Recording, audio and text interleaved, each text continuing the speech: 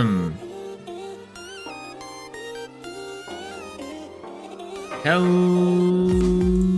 everyone. Good to see you. Hello, hello. It's a little bit late in the evening, real hot hours. Yo, what's going on, Lazy Lee? It's good to see you. Hello, hello. What's going on, Josh? It could be Soldier TV. Everyone say hi, Josh. Everyone say hi, Lee. Hello. Good to see you. SUSHIP player reporting for duty. Absolutely. Only SUSHIP players can actually watch this and view this stream if you're in this stream watching it right now. Well, first and foremost, thank you so much for being here a little bit early if you are. Secondly, you can only see this if you are a SUSHIP player, so congratulations. You're one of the few based individuals who can actually see what I've got going on. And what do I have going on? Well, first things first, we have the event duel, the 30-second duel, which is kind of fun. I think I pilled Joseph on this previously, but it was effectively, you can give your opponent the age-old classic, the SUSHIP FTK of Catch of the Day, and they just won't know what to do. So we have that option ahead of us now, which is great. As well, honestly, I meant to start a lot earlier, but I had some food and I almost fell asleep, and so I was like nodding off my desk. It was crazy. So for that reason, we do have an energy drink with us. We have some boy breakfast. I hate that I have to call it that now, but you know, bottoms up. Oh my God, caffeine. But it's good to see everyone once again. It's freezing outside. Hopefully everyone's doing well inside the cold front. How's everyone doing today with that in mind, with that as well? Hopefully doing okay. I saw snow for the first time in forever up north, I guess. They're having a lot of snow, which is insane. Some people are snow dayed in. Sorry, I got my chair set up. Sorry to my downstairs neighbor. We haven't got any snow here in Tejas yet, but we have some warning of ice in a couple days, which if you know anything about Texas, the ice is insane. A couple years ago, maybe like 2014, 2016, or even 2015, we had like almost like a foot of ice. It was crazy. I remember having to drive to work in that because my boss was like, hey, we need you at the shop. And I'm like, yeah, that sounds good. That sounds super good. Thank you. Thank you for that. Anyways, so that's what probably we're gonna have going on sometime soon. Hopefully the snow day has been okay for some of y'all who have gotten off of school. If not, I gotten off of work or working from home. That sounds actually kind of awesome, except for, of course, RIP our hourly workers. Pay them more. But me when I'm playing against Tier Pile for the first time, true. True. God, Tier Pile, never again. I'm okay with with Blizzstrix Pile. I mean, with Pile, Tier, Frostfall, Moonrise. My brain's kind of messing up a little bit, but I'm also in the layers jacket because it's a little bit cold here in Texas. We have 20 degrees was about our temperature today, which was insane. And I went to go grab an energy drink right before the stream, and so I'm a little bit still cold. So you might see me take off the jacket just Superman style here in just a little bit, but we'll have to see. It's also why I'm a little bit disheveled. Did someone say Blizzstrix? Just insert cat Vietnam flashbacks for me here. But quite legitimately, it's really funny because I do think that so we got a message from one of our favorite content creators, of course, being like, what's good in Moonrise? It's like, is it these 3 decks? And it's like, oh, sweet summer child. We'll see you in Dallas. For sure. Pay no mind to the bean behind the curtain. It was quite excellent.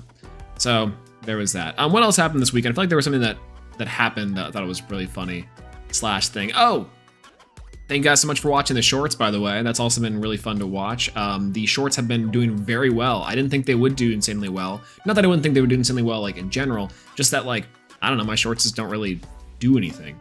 It's actually why I prefer pants. But on top of that, thank you so much for watching them. If you guys are also watching this, and leave a like on the stream and follow me on Twitter, subscribe to the channel, etc. I'll probably be saying that once or twice. This is probably the first time. The second time is gonna be at the end of the stream. So that way, I'm getting used to saying call to actions. I'm really bad at them. I just feel like I just don't do them. You know. I love manipulating the meta. True. It really is. I mean, to be fair, the meta is whatever we bring, right? So. Which is true on a philosophical level, but it's incorrect on an actual balance level. But that's beside the point. Anyways, so today we're gonna be playing some SUSHIP. It's simple as, and I think after that we're gonna be playing some more SUSHIP. So that's really all I got cracking. So let's Let me just go ahead and do it. Oh, that's what I did this weekend. Actually, we can talk about that a little bit. I completely forgot about one of the most important things that I did do this weekend. Do you guys know of a game called Pokemon Pocket? Have you guys ever played Pokemon Pocket? This game's kind of crazy. I decided to play. I decided to play Pokemon Pocket this weekend against my own accord. The tourney was crazy. I'll talk about it because actually it was legitimately like insane. So let me pull it up. So if you guys do not know, I think it's Ursidae has a tournament series that they host. Nope, that's Twitch chat. Lol. There we go. That they host. And normally these things have gotten to like insano levels of participation. Give me 1 second.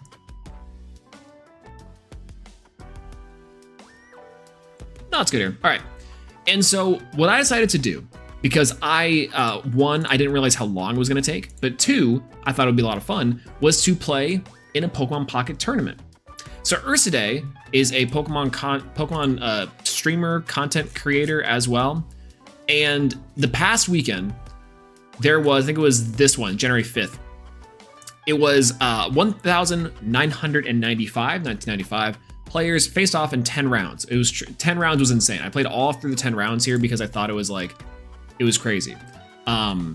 And so a lot of people inside this tournament were playing things like Gyarados EX, Mewtwo EX, Pikachu EX, some of the top 3 decks from the previous tournament of almost 2,000 players. A lot more Celebi representation if you guys are playing any Pokemon Pocket with Celebi. A lot of Executor Celebi specifically, and that was all pretty good. Is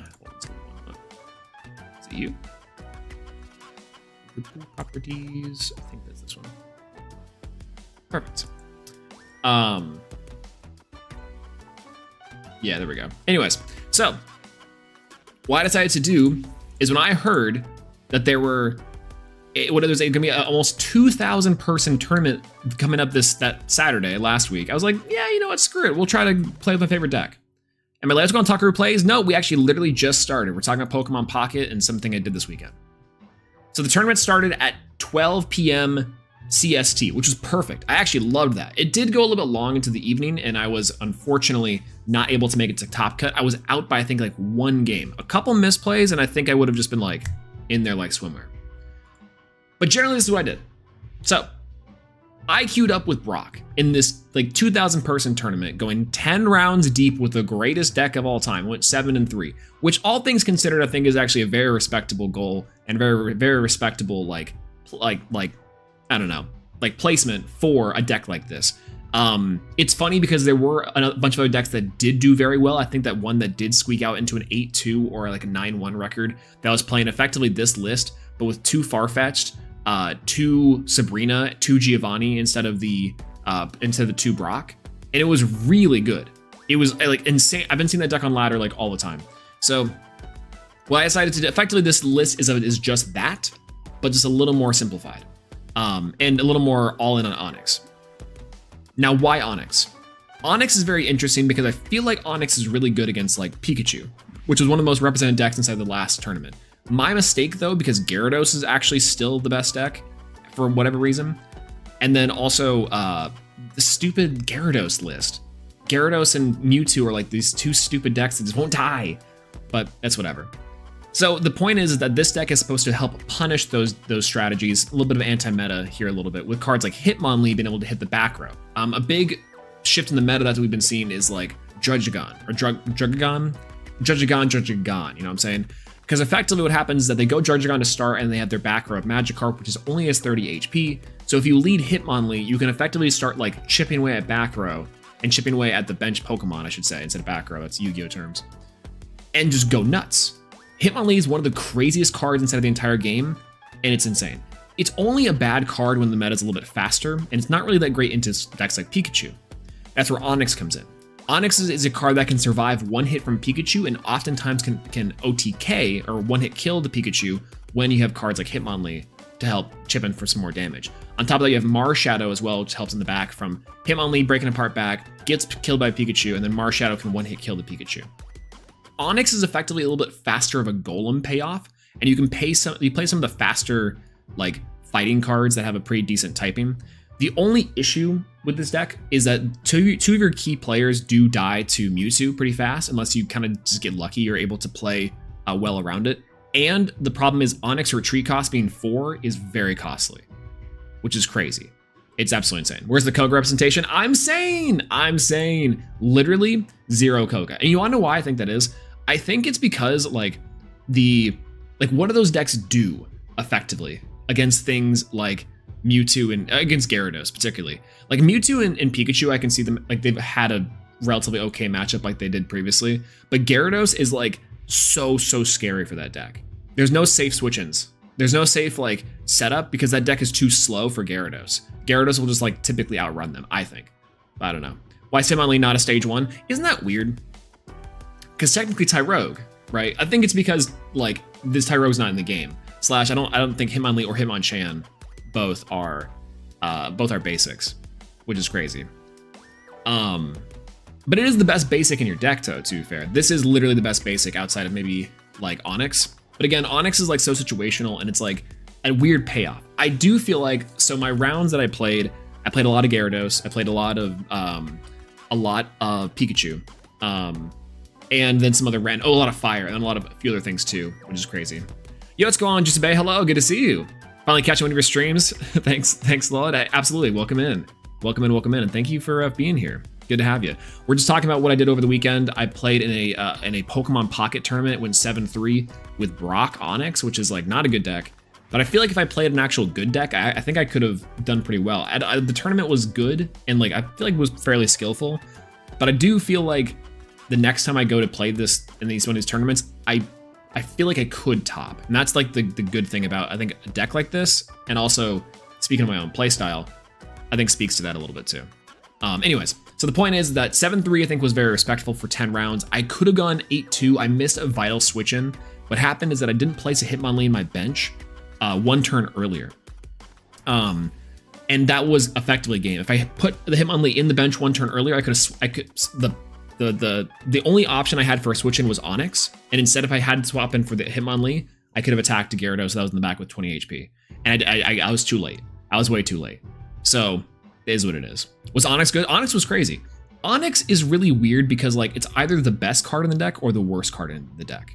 So like it's the best card, it's the best start against Pikachu. Brock Onyx start against Pikachu is like literally game ending because you just outpace them, which is funny for Onyx because you can just deal 90 every single time to all their Pokemon except for Zapdos. And even if they lead Zapdos, that's fine. Zapdos like is a 2-hit kill with Onyx anyways, and then you typically at that point you have Marshadow or an Aerodactyl to back up and like then sweep from there. So it's actually fairly decent.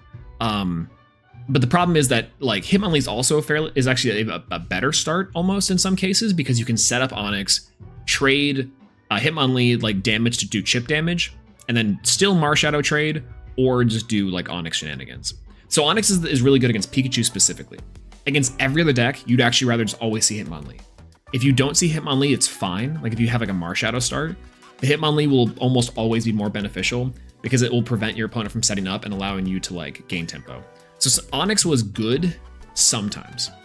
I will say though that like maximizing the amount of times you see Onyx and Brock combination is really strong. But I almost want to go down to 1 Onyx and 2 Marshadow, if that makes any sense. Because I think having 2 Brock still makes sense because oftentimes I was never finding the second Brock to hit on the second Onyx anyways. And I was always just finding this second Brock to put on Onyx for like a retreat cost or something. So instead it's like if I have a second Marshadow, yeah, I might open Marshadow more, but like having 2 Marshadow to like do some double trade shenanigans with might be better. Or maybe like the Pokeball will hit Marshadow sooner kind of thing. That's kind of the theory that I was having with it. Otherwise though, what's funny is you could replace Onyx with 2 Farfetch, and apparently that deck like went like 9-1 or something. Like apparently that deck went like 9-1. It's really fun to think about. Actually, let me see if I can find actually. Limitless TCG or Limitless Pocket. Pocket Limitless. Yeah, let me find the tournaments for this one because it was actually like insane. Upcoming. the Ursi Day, right? Where is Ursi Day? Oh, organizer? There we go. Yeah, let's bring this one over. Oop. Yeah, so here's was the last week, the 10th one that's what I did. And we had, it was like, so Aerodactyl Primates is one I've been seeing. I like this deck. It's really good. I think it's just really, really situational. But I do like it. I just don't like how Mankey or Primate your primary play starter, or aggro guy rather, it dies one hit to Pikachu. That's one thing I don't necessarily like.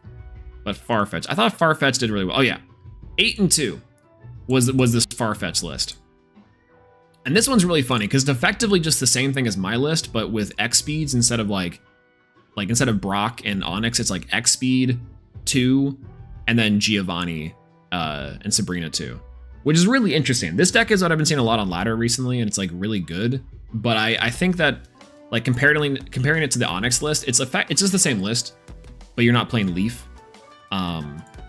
And then on top of that, like you have the Farfetch for just early game damage, and you can trade it out the Marshadow. I do find this deck doesn't have enough explosive power, which is partially why I wanted to run the Onyx for just a little more damage and a little more resistance. Plus, like this doesn't die to most things except for like high-powered, already set up like Pokemon. So it's kind of hit or miss. But if we're looking at this tournament, when we scroll down a little bit, don't worry, we're still going. We're still scrolling way down, but we're getting there. We're gonna get there. Don't worry about it. Oh, we missed us. There we are. 125th. Onyx Aerodactyl. That's me. That's me right there. 7 and 3. Swolelax. I think I could have gone for 8-2. Again, I think that my big mess up was fine.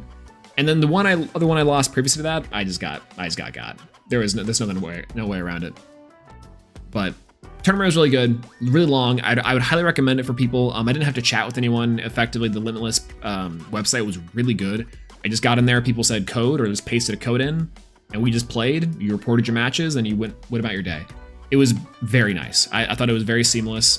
Plenty of time between rounds to do everything, and 10 rounds felt like it went by pretty fast, but it was probably one of the more convenient ways I've done like a remote tournament in a very long time.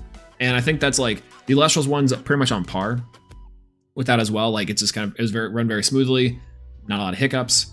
The first couple rounds were very like rough because the website kept on crashing because there was 2,000 people trying to access the site all at the same time. It was pretty funny. Either way though. So let's go ahead and talk about and get into the SUSHIP. That's what we all came to do, right? Is play some SUSHIP. So let me go ahead and pull up Master Duel, and we can play some sushi.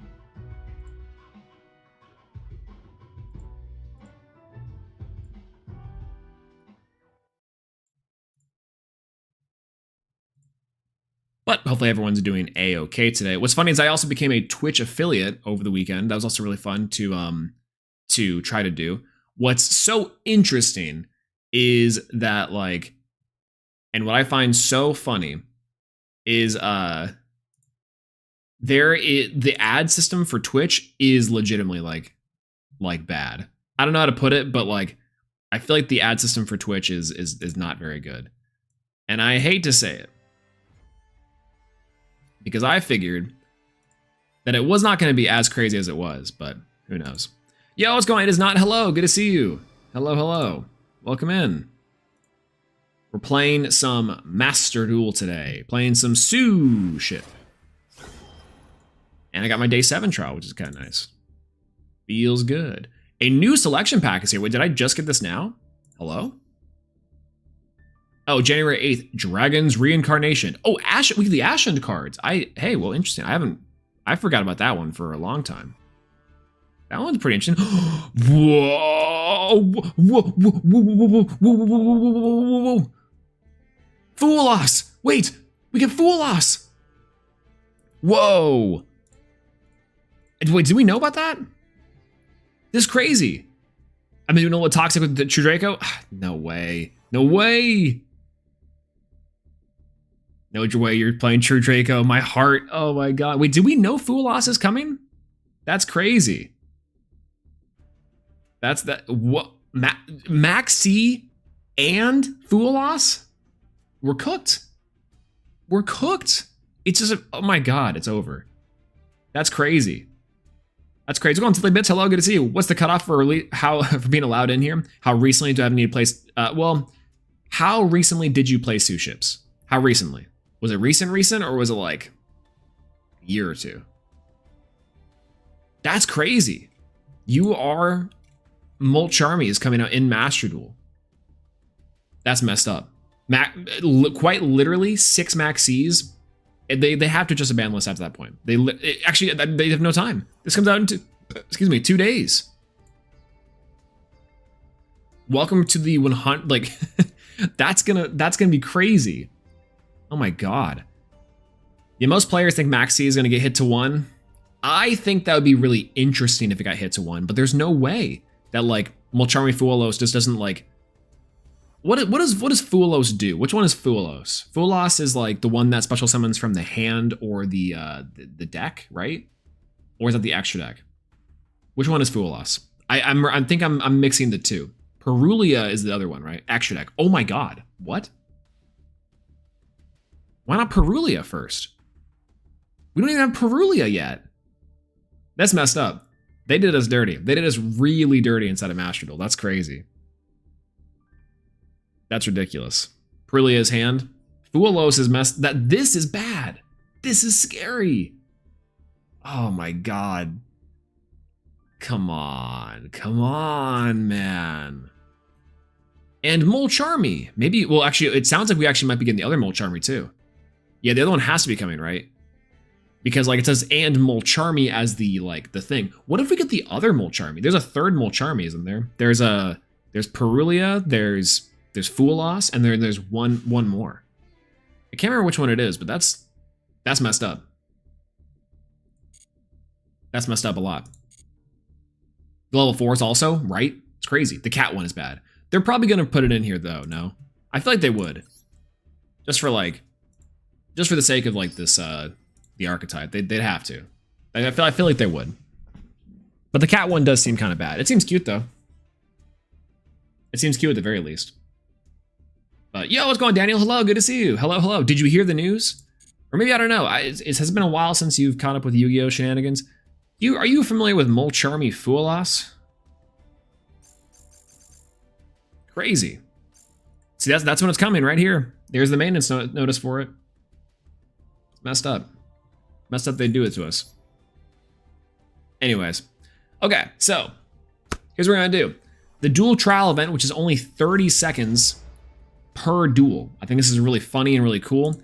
And I have to select a deck from it. So what we're gonna do is we're gonna put SUSHIP on the game. I think this is about right. Yeah.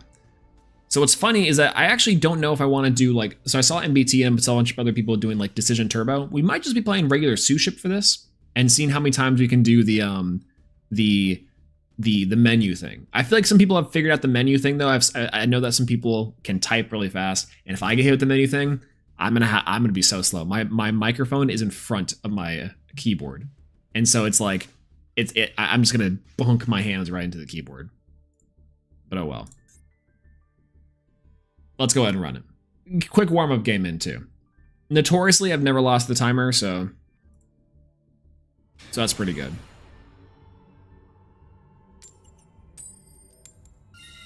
Okay. Obviously, we're going first here because we want to either set up a board or we want to go nuts. All hand trap deck is now stronger than ever. Yo, wait, we really should do that. We really should try to do an all hand trap deck. That actually sounds like a lot of fun. Oh, we do get it here, actually. This is crazy. 29 seconds to try to build a board or to try to give them the thing. Seems pretty good. We do get the combo here, which is just 2. We can go for Gunkan, SUSHIP, Shari's effect. Show them the Shari. Bring out Shari Red. Go Shari Red's effect. We bring out Cyrano. Cyrano in. Easy peasy. Effect of Cyrano. Shirao. Add Ikura. Ooh, draw a card. Ikura class is pretty good. And Gunkan, SUSHIP, Gunkan, SUSHIP, catch of the day. We give them an option. And now we sit back. Show them Uniclass. 15 seconds left to take in half our turn. Hopefully they don't actually have an APM. Whoa! How'd they do that? Okay, well. Whatever. I guess we're just gonna go and bring out like a normal SUSHIP end board. 8 seconds left on the clock. We're gonna go this. Target you. Increase by 5. No. I don't really care to do this right now. I have 2 seconds left. I'm gonna die time. Fuck. No. Get me out of here. Go. No, go.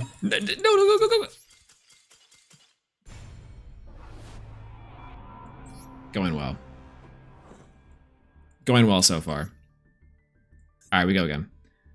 I play this event on PlayStation. It's just torture. People on decisions can't lie. It's crazy because, like, okay,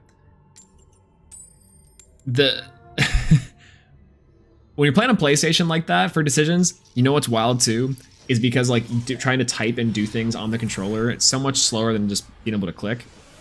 But like that is devious. That is pretty devious. Swift Scarecrow Turbo? Swift Scarecrow Turbo, if you will. Yeah. Yo, what's going on, Q Short? Hello, good to see you. Alessia's Twitter made an Equilinx, and now Swolelax made a SUSHIP player. Whoa, what's going on? Yeah, hello. SUSHIP player is a banger. It's crazy. Yeah, it's awesome. Oh, that's right. Wait, did they make you like? Did they put your little banner like on the icon? Like it was like who's the champions of the year? They put you as Equilinx instead of like a solar card. That's crazy. But good to have you here, by the way. Hello. Good to see you. And yeah, now that you're in here, welcome to being a SUSHIP player. You're only able to watch this if you are a SUSHIP player. Hands down. There's no contest.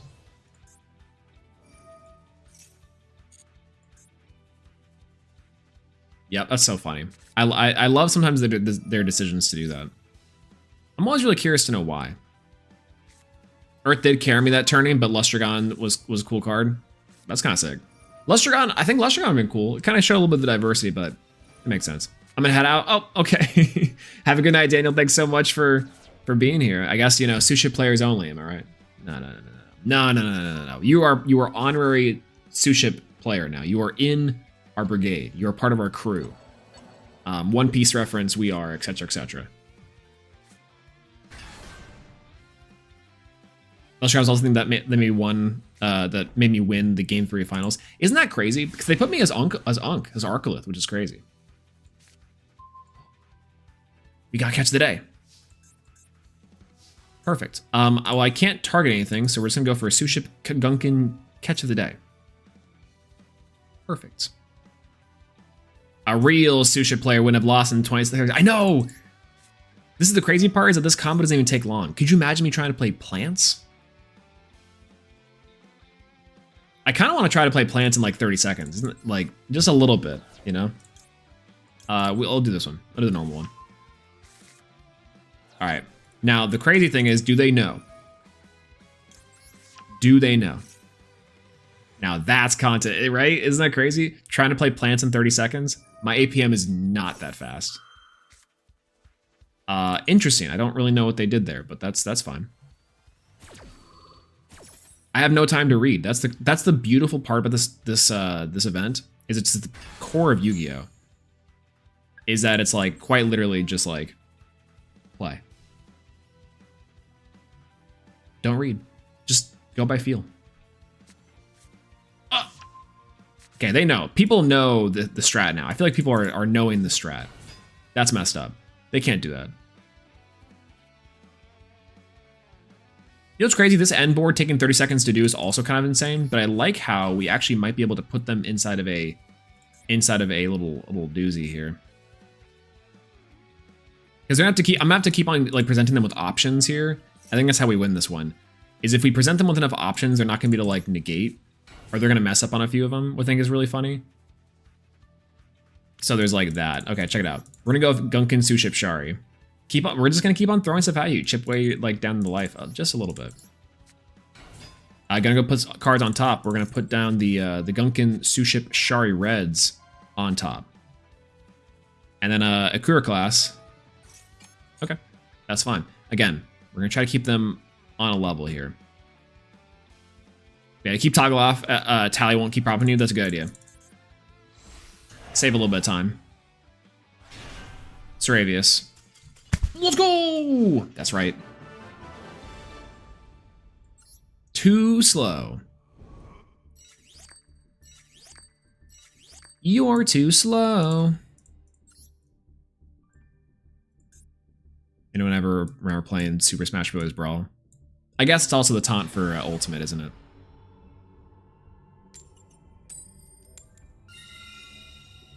Ooh. Perfect. Now they're playing with the King of the Skull Servants, or the Skull Servant icon. The King of the Skull Servants, or this is White Baking, rather.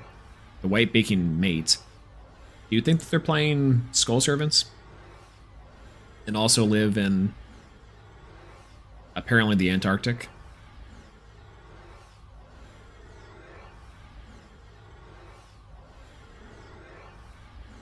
Okay, I'm not gonna lie to you, that sound is not pleasant.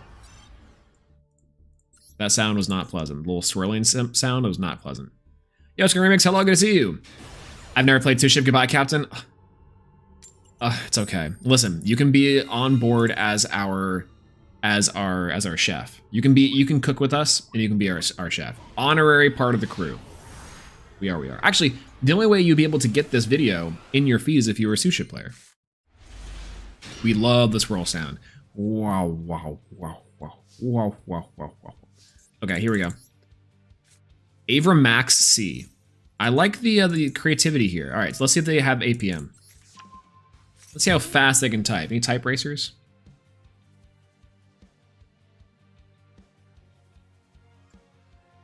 And now we wait.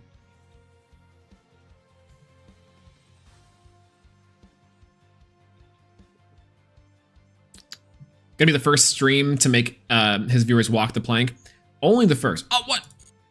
Did they get one? Oh. Oh, they have a response, and then they had to come back to me. They wasted so much time. They wasted so much time there. Oh, that's unfair. Come on. That's messed up. Okay, how about this? How about this? We'll trip them up here a little bit. Ready? We're gonna do it again. We're gonna make them waste even more time. Because I do want them to do it. Toggle off again? Probably a good idea. There's no big chain links that I want to do here. But yeah, keeping me honest there at the very least. Type Racer stream immediately. I'll be honest, my words per minute, my WPM, is abysmal. I used to do a site called, I think it was called Monkey Type or something. And it's really nice. I like it a lot. But absolutely, it is in 10 billion %, has gone down ever since I stopped practicing typing. It is wild. Okay, hopefully they don't have the other ones saved, and they can just like waste more time here.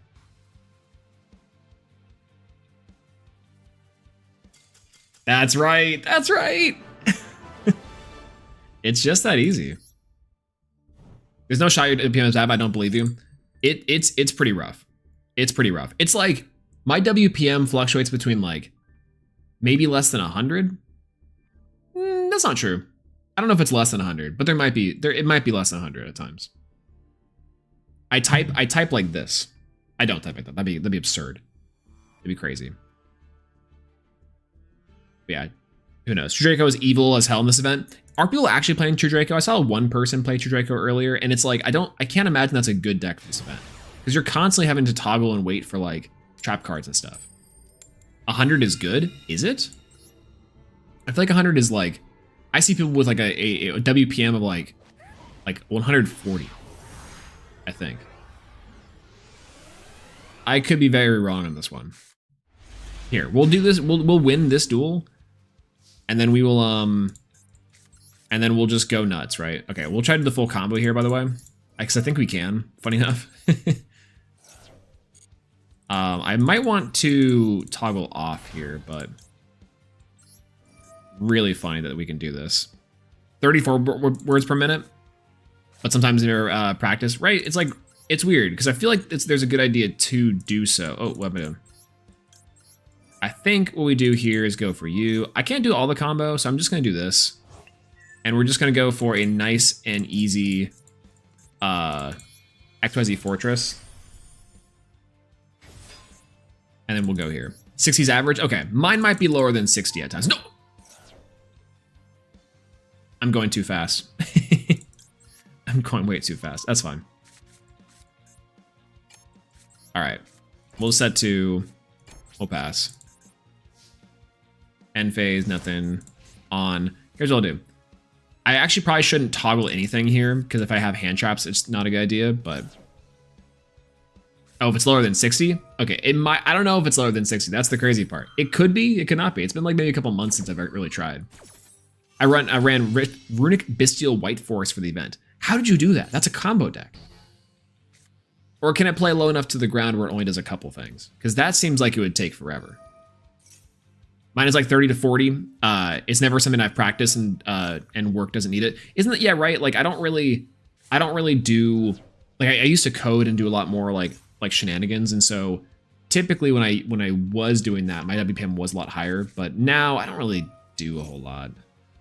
You only do one synchro? Oh, really? Okay, that's actually pretty good then. I assume that was like a combo deck, and so you'd have to like consistently be like roping out plays.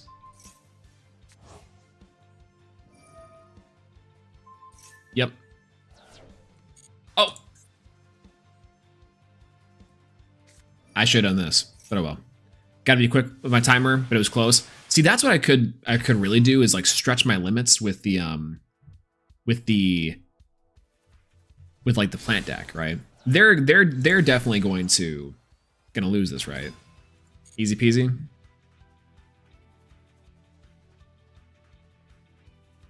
Oh, by the way, can you imagine if Master Duel had the Pokemon Pocket thing of 5 in a row? This is crazy. Check this out. They're gonna do all this for Red Eyes Fusion. nice Dragoon, dude. Nice Dragoon, nerd. That's awesome. There's no way. Oh, I will say, okay, here's the thing about my WPM. My WPM is bad with accuracy. Does that count? Like, I'm not very accurate when I type. Let's see what we get from Chaotic Showtime, by the way.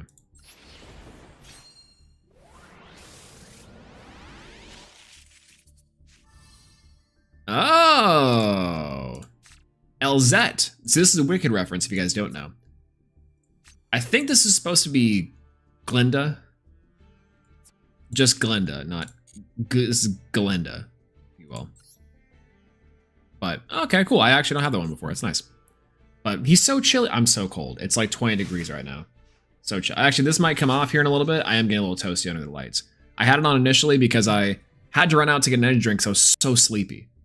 I had some ramen today, some hot ramen, because it's 20 degrees outside. And it's there. Hello, okay, by the way, hello. Good to see you. Hello. Welcome in. If accuracy is relevant, then I'm like 200 words per minute. But okay, see, that's the crazy part, right?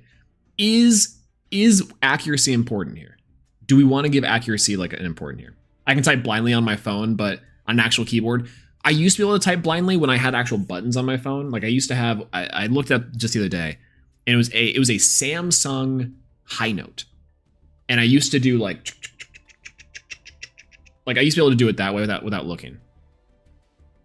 Obviously for the word typing, I mean, we can just kind of like type right now. Your hairstyle. Yeah, what's going on, Twitter Lawrence? Hello, good to see you. Hello. What's up with the hairstyle? What's up with the hairstyle? It looks okay. I'm a little shaggy today, but it's all right. It is different though. I think it's much different than the last time I saw you, which is kind of fun to say. But yeah, okay. Do y'all want to do a quick type racer real quick, or like a thing? Hold on. We'll just show you how bad my WPM is. We'll show you how bad my words per minute is. Ready? Hold on. Let me get this set up. Brock best deck, by the way.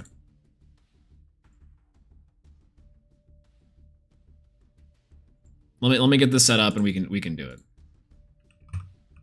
Type racer. Okay, we gotta lock in for type racer. All right. Hold in for type racer. Okay, sorry, Master Duel. You got it. You're gonna be put on mute for a second. All right, what do we got for fast music? Okay, I got it.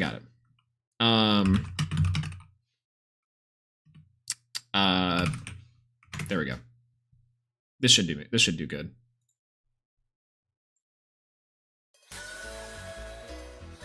That works for me. Okay, let's pull up Type Racer. Let's do a quick little type racer, if you will, and we'll do it. Slowest typer ever. I use 2 fingers. Pause. I mean, it depends on which 2. All right, have a warm up though. We'll have a warm up. How about that? We'll do a quick warm up. This one doesn't count. Everyone, stretch your hands. Careful for the wrist because mine do hurt. Do some tiger claws. One of these. One of those. All right, ready? All right. Oh God. Oh God, I'm not ready for this one. Always do your... Oh.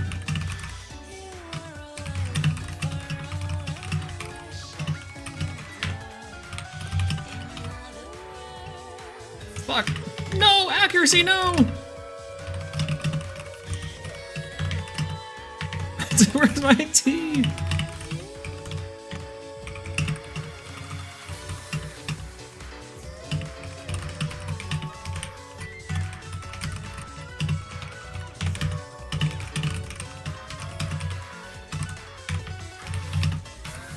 Oh, this one's really bad. Oh no. Oh no, no. I'm falling behind. I was actually doing so good for a little while. It's all these like, it's all the punctuation. Oh, fuck. Fine. How did I miss that? Okay, that was bad. That was bad. We were schmooving for a little bit. We were schmooving for just a little while. All right. Let's stretch out the hands a little bit. Who's gonna use punctuation? That's what I'm saying. Quite literally, no way, right? It was like 80. That's what I'm saying. See, that's the fun part. Is if we go to like an actual real type thing, which is a fun one. Check this one out. And to be fair, this one's kind of cheating too, because this one's like not really like a type. Like it's like halfway the way, right? What's going on, Mustafa? Hello, good to see you. How's it going? It's good. It's going good. All right, check this out. Ready? Oh, ass. Okay, I'm actually really bad at this one too, to be fair. Like when you're just typing random words. I feel like I'm also really like slow at these ones as well.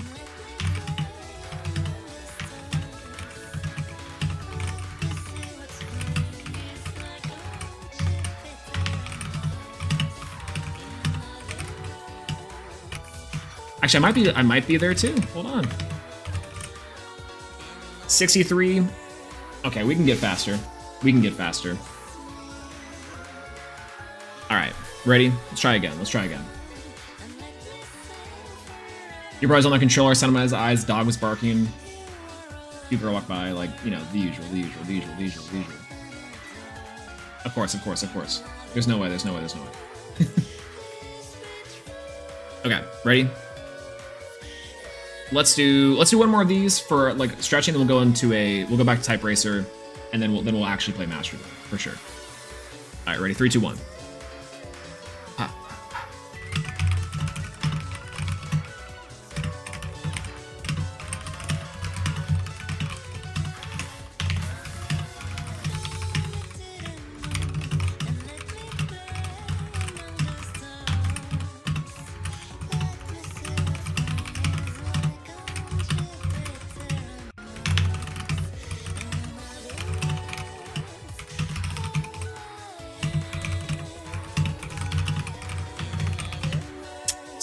So close.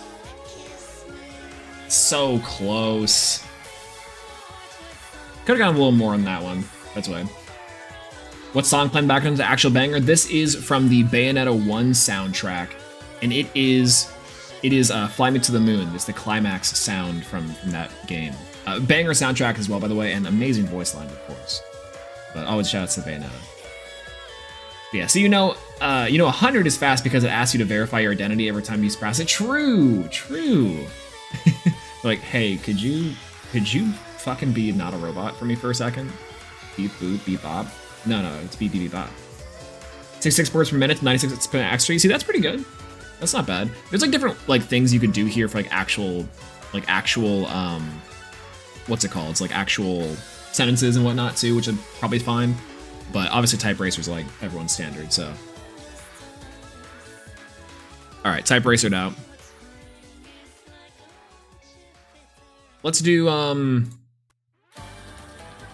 little faster on this one. Get some warm up going in. We'll do one more type racer and then we'll actually play Yu-Gi-Oh! Just to prove that I'm not 54 words per minute slow. I might be though. Okay, ready? Locking in.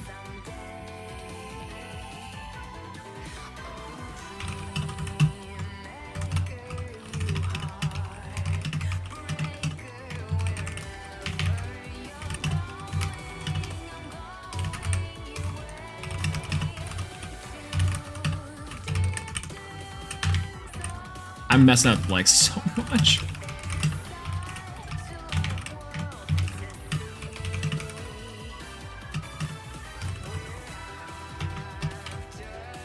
Hello?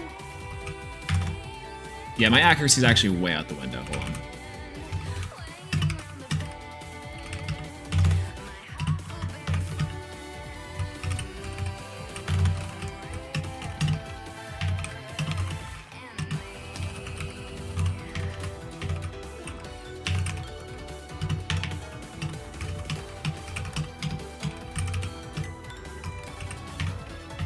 I feel like the Great Library of Alexandria has come up a lot for me recently.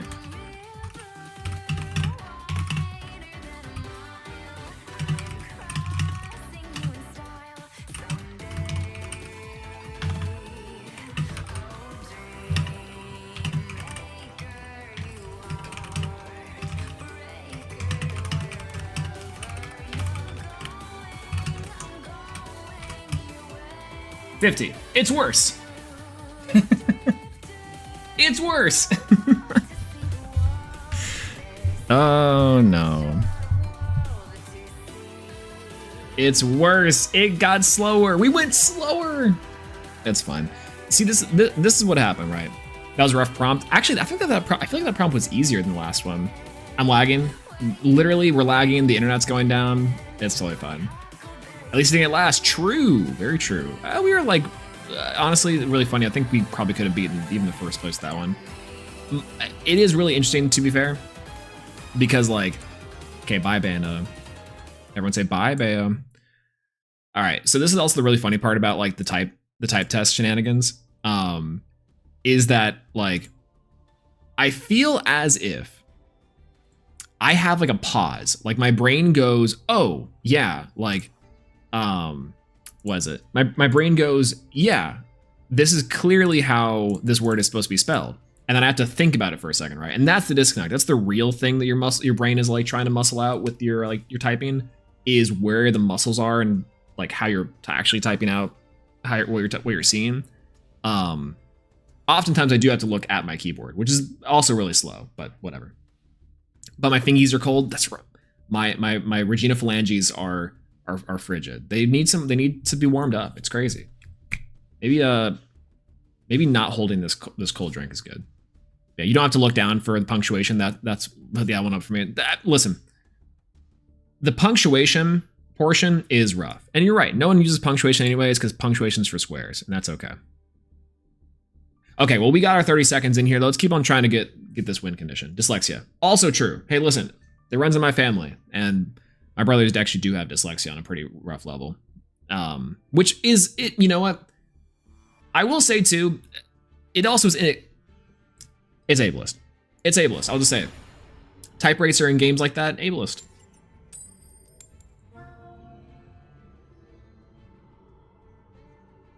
Non-accessible. So who even really cares about 50 words per minute? I know I don't. Oh god.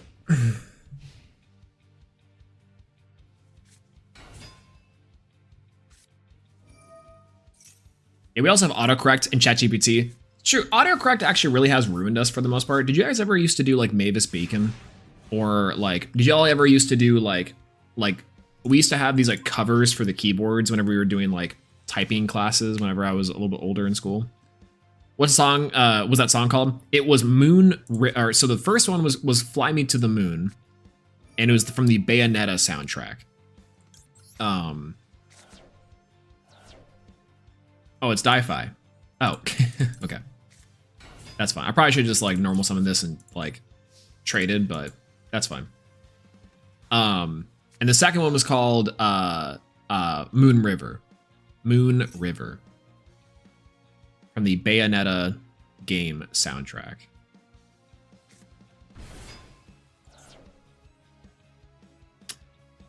Okay, I think I'm just gonna swing in on not the on the freaky, right?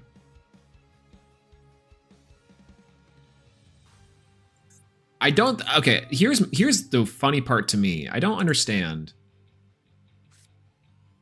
Yeah.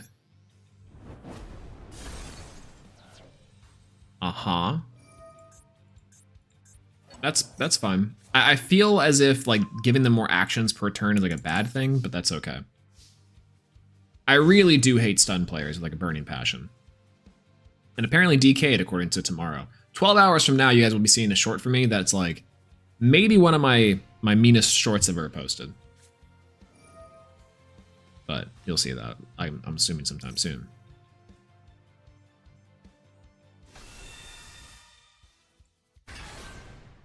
And my hair is like a little unruly. My hair previously was much worse. It was like out here. Like it looked like Kitty from That 70s Show. It was wild. It was crazy.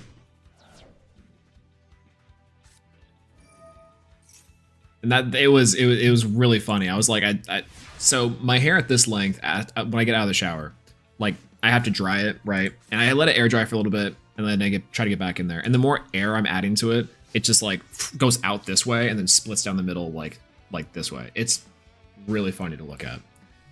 And it kind of just like winds up being in certain places. I feel like I'm just gonna set a card and pass, but it's fine. Mean, it's more mean in the form of like, in a good way, surely, for sure. No, it's a little mean-spirited, but deservedly mean-spirited. Could any of the SUSHIP stand a chance against the Arleigh Burke Destroyer? That's a good question, actually. I'm not exactly. I would say no, absolutely no, if I had to guess. Arleigh, by the way. Are you going to be ready for the Fiendsmith when it comes out in Master Duel? Absolutely not. I'm not even ready for Swolelax, which apparently comes out in 2 days, from what I just learned today. Isn't that crazy? Swolelax already in Master Duel? It's wild. Do you not use a hairdryer? No, never have. Adding heat to your hair is bad, chat. Take it from someone who's had long hair. Adding heat to your hair is a bad thing. This is effectively virgin hair for the most part. Like, while I do like my hair a lot. Wait, Gozen? They're all fire, right? They are fire. Oh, yo, okay. Perfect. Wow, I can't actually do this. That's crazy. You can use a cool air dryer. Yeah, I can add air in general to it. But I never did, and I just let it go. Even when it was at its longest, I just let it air dry and let the curls kind of do their thing. Or the waves. They're not really curls for me. I just have very wavy hair. But yeah, I need to give you the hair dry routine. Absolutely. I'll take any suggestions possible. But at this length of hair, actually, and much shorter too. I feel like it matters like a little bit. There's a lot of things that I feel like I can get away with because of my length of hair, you know? Back when I had like real long hair, like the Jesus hair, I literally had to take care of it much more. Shocker, right? But I could not just get away with like doing nothing effectively. Taking care of my hair like a man, like a boy. Ridiculous. Yeah, I learned how to play Fiendsmith like 3 days ago for my Charmer deck. Yo, let's go! Are you playing Charmer Fiendsmith? Or are you saying that you played with it Fiendsmith wise because excuse me, are you playing Fiendsmith to know to play against it with your Charmer deck? Just going KBG Revolver, hello, good to see you. Welcome in. Welcome back, welcome in. Hello, hello. Good time. The moist critical hair. Have y'all see? I've seen the clips, right? Like I think I've shown the clips before. I mean, some of y'all were here for that time period where I quite literally just had hair down to like my chest, which was fun. It was a lot of fun to have. I think everyone, if they can do it, should do it at least once just to get some perspective. And it is a lot of fun to have it. So there. Need to see your wave pattern, King? Oh, I got some pictures. My waves were crazy. Some days the hair days were like excellent. Other days I was like, oh my god, please don't perceive me. I feel like I'm just gonna attack, right? And go into Zeus. No, I'm mixing Charmers and Fiendsmith and White Forest. One of the Charmers plus the pets are full moon combo. Oh, really? Oh, that's kind of cool, actually. I did not know that. That's really cool. I'll have to try that out. I actually, I do want to play Fiendsmith and Master when it comes out because I feel like I didn't get the opportunity to play it inside of the TCG too much because of cost, obviously. And I just was not interested in the slightest. But, oh, don't just say hello. Are you winning, son? I feel as if we are losing. But, I feel like we're losing in like the worst way possible because we're playing against Runic Stun for some reason. So what's going on, that chromosome? Hello, good to see you. Ashen comes out. Too bad it isn't good. I think it's cute, right? It's a cute deck, and it's like, I think people will play it in Master Duel. It got 0 play into the TCG, but it's pretty cool. I think Master Duel wise, it's a low to the ground deck that can do some stuff. At the very worst, we'll get some DK'd stuff from it, right? And we get Fool Loss inside of it. Yeah, I prefer having long hair, but it's so much more effort to maintain, and I'm lazy too. Oh, absolutely, preach. So here's the thing too. Like, obviously having longer hair is a lot to take care of, but the one thing I do like about long hair is that if I didn't want to do anything with it, I could just put it up and it could be acceptable. Hair like this and like in the various lengths in which it's in its awkward stage, I actually have to like style, which I feel like most men, and myself included, are like mediocre at best at hairstyling. I know for a fact my hairstyling is like not as good as it could be, you know?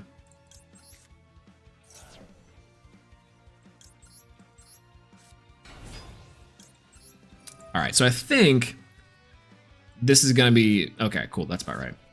We can actually go into Sodergas here. The king! Big champion. Are you using the command input with the sushi archetype? Absolutely, yeah. 110%, we're trying to make them time out. Big fan of it, by the way. Make up for with Aura? Oh, true. All right, we'll go battle phase here. It's really funny because I feel like we can just kind of like, we can literally just like, they're trying to deck us out as well. But that's neat.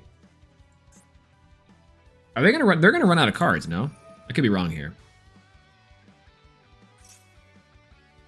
No, they're probably not gonna run out of cards. But we can at least like allow them to waste their time too, if they're gonna keep us here for a little bit. I think actually we didn't even go to the battle phase yet. This is really funny. We might just win by chip damage.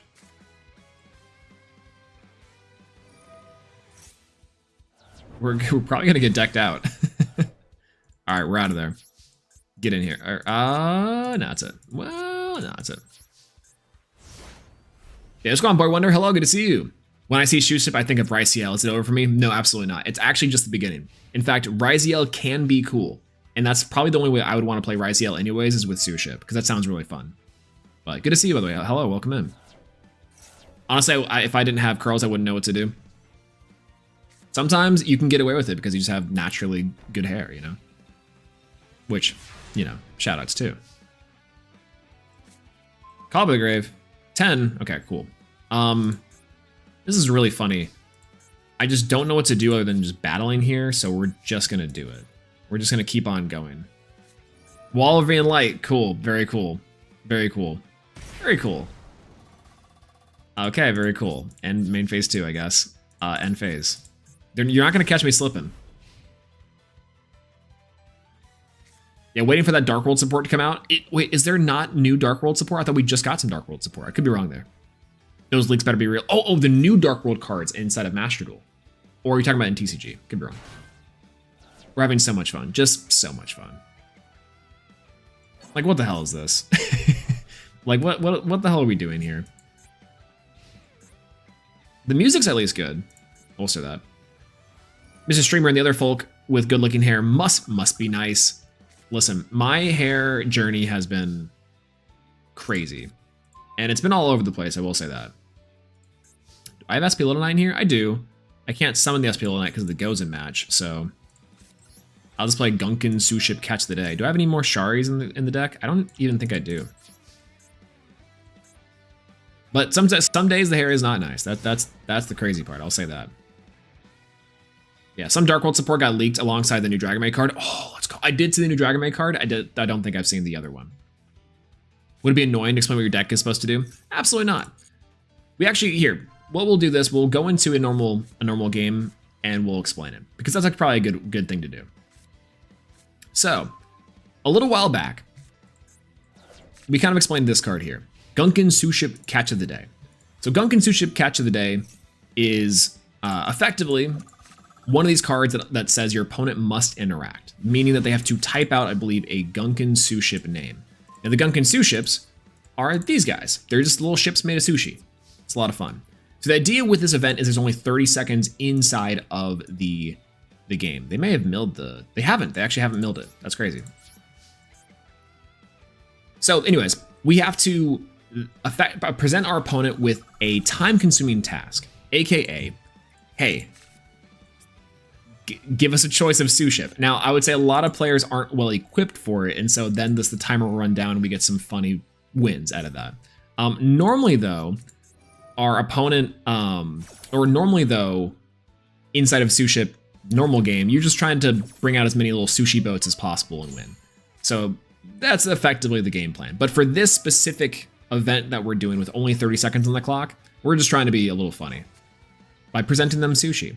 Because the cool thematic part about this card is that you're like effectively a sushi chef and you're like, hey, we recommend this special with the sushi. And then your opponent has to be like, oh, thank you. I would love to have, and then insert any other combination of the sushi cards for that recommendation. It's like ordering. It's very cute. It's very cutesy. Duster? Okay, well, no. Not quite. We're close, though. We will draw Duster eventually. We'll get there. Yeah, that one YCS guy that has the menu for the sushi ships to go, absolutely. That guy's awesome. He like dresses up as an actual like sushi chef. It's incredible. And apparently, okay, so the thing is, I know they said there's like regulations on mats and stuff, like, but I want to say they can give him the pass though, right? Okay, the milled harpies for the Duster. We're out of there. We literally can't do anything else after that. Sounds cute. It's a lot of fun. This deck is really cool thematically, and also is really like interesting in terms of what you do. So here we'll go to an actual match, and then we'll to kind of slow down and show like the pace of the deck versus trying to do our little funny play. We'll swap out Hot to Go and put it in for the SUSHIPs, and we'll go in there. But yeah, that guy's so cool. I love that guy. It's awesome. Very creative and very interesting stuff from that person though. The first time it happened to me, it turned out was a regular game. Oh, for this one, for the timeout, it's it's funny. The timeout is actually like a really interesting like thing to just kind of happen. Okay, interesting here. I don't actually know if we can get our stuff, but we'll see. We'll go for Springen's Watch here. We'll add Great Sea Golganda. I think I will be summoning Gunkin SUSHIP Shari though. So we'll go for Shari. Sari summon Iruka. So the Akuta class will put on top of the deck, and this is the key portions. You put on top of the deck your sushi. So thematically what this deck we're supposed to do is combine our little combinations here with our base sushi of stuff like Shari, which is just a little big sushi boat. So we'll go ahead and bring out Shari. And then we get to combine them for different boats. Gunkin SUSHIP Shirao class carrier. Easy peasy. We draw a catch of the day, which we didn't want to do. That's okay. We'll have to live with that. And we'll go for Great Grand Sea of Golgonda here. This is just supplemental. Discard Springen's Brothers. We'll bring out Merrymaker. Merrymaker, I think I will put one inside of the grave here. We'll go for Gigantic. Perfect. Ooh, actually, I probably should have gone for one more on the Gigantic, but that's okay. We'll just add the Tally-Ho to hand anyways. Yeah, are we getting a GTA 6 before the new Swole video? Absolutely we will. That's the crazy part. That's insane, by the way. Absolutely we will. No, I'm working on a couple videos that I have backlogged, and then I want to move into a bigger project, but the problem is for the bigger projects, obviously they just take a lot more time for me to like wrap my head around. Which sucks because I'd rather straight up just like, ooh, actually, I can detach from anything on the field for 3. Do I have 3? I do. Ooh, wow. Okay, didn't realize I had 3. Which takes a lot more time for me, which is honestly the biggest hindrance in the world for me. It says I'm just really bad at time management. Shocker, shocker, by the way. Speaking of cooking, when are we doing another foodie video? Oh, I would love to do another foodie video. I don't know what my next cooking stream or thing is going to be. Maybe it might be cookies. It might be cookies. If not cookies, the next recipe I've been like trying to develop is like a better pho recipe. So we could do pho as well. We could very much do pho. Pho I think would be also pretty good to do. Ooh, interesting. Oh, check this guy out. We get to ban someone on Twitch. Fun time. There we go. Cookies for Moonrise? Oh, we do have to do cookies for Moonrise. That brings up a great point. We actually do have to do cookies for our, which do cards inside of Moonrise actually cut better, which is crazy. We also need the book club video. We do. Oh man, we have so many things we need to do. But absolutely. I understand the deck 5% better now. This is effectively it right here for the most part.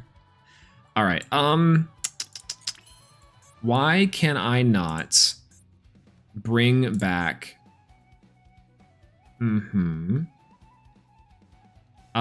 tribute 1's card, target 1 Springen's monster in the graveyard except for Pedora and special summon. Why can I not bring this back? That's fine.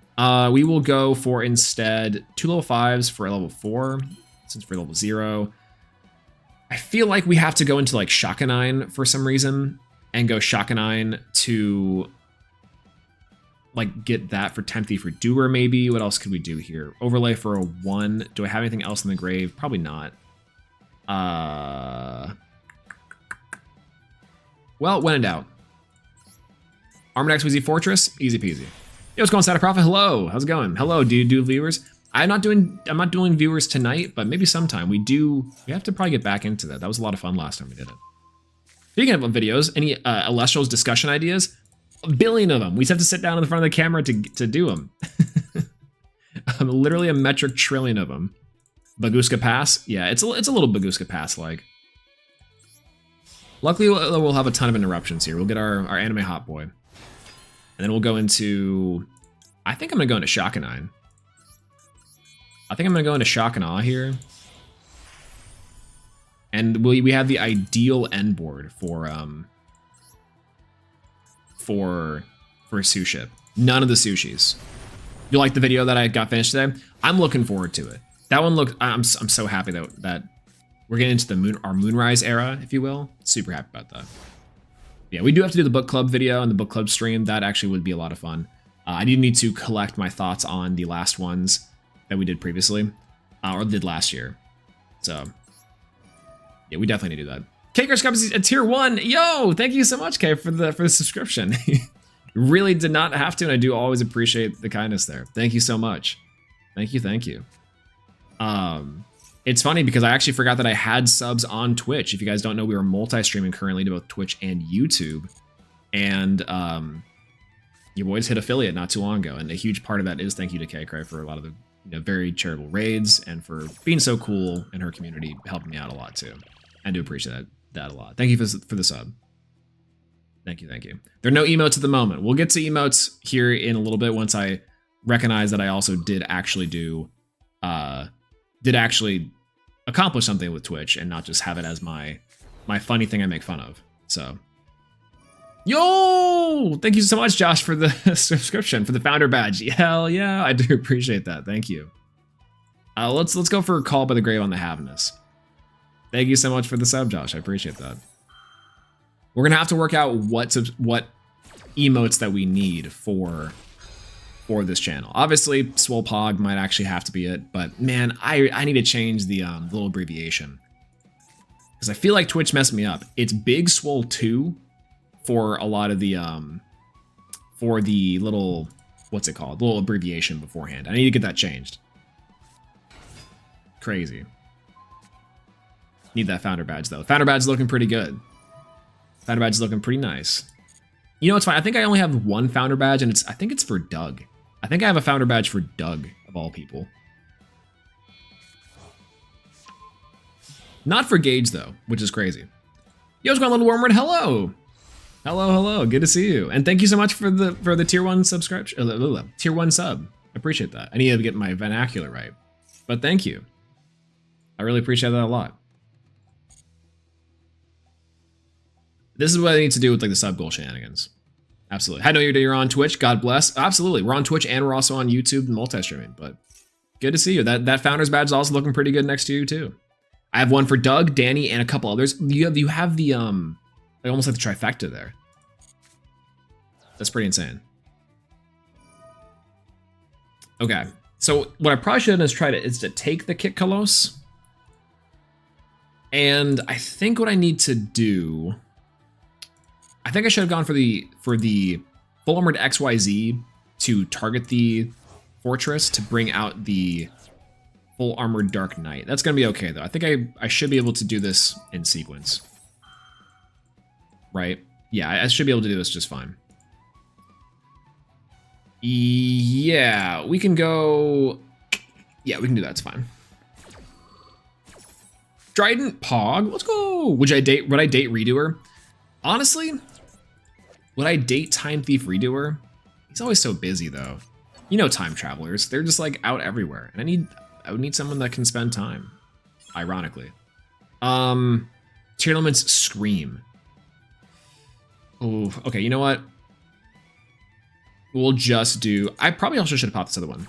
I used to think Time Thief was broken. Time Thief is pretty broken. It's a really good card, all things considered.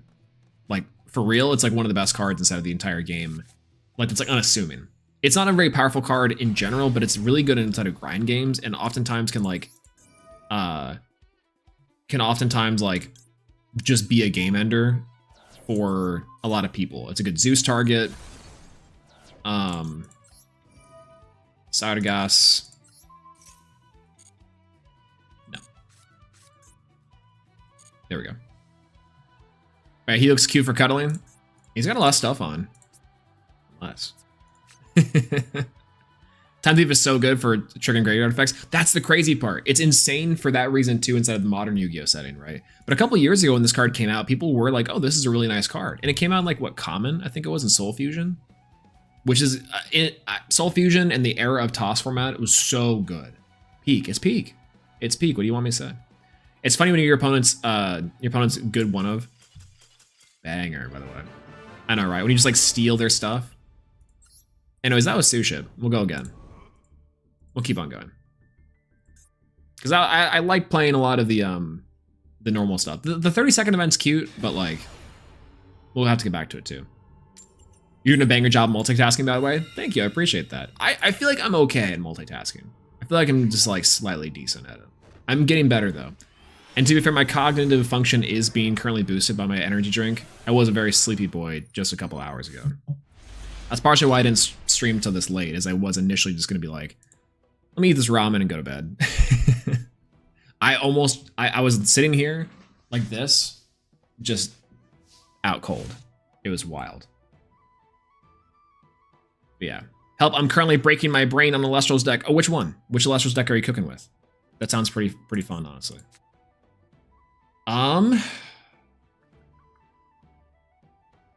Oh, Okay, so actually it is just any other Gunkin SUSHIP card. This should work out pretty well then.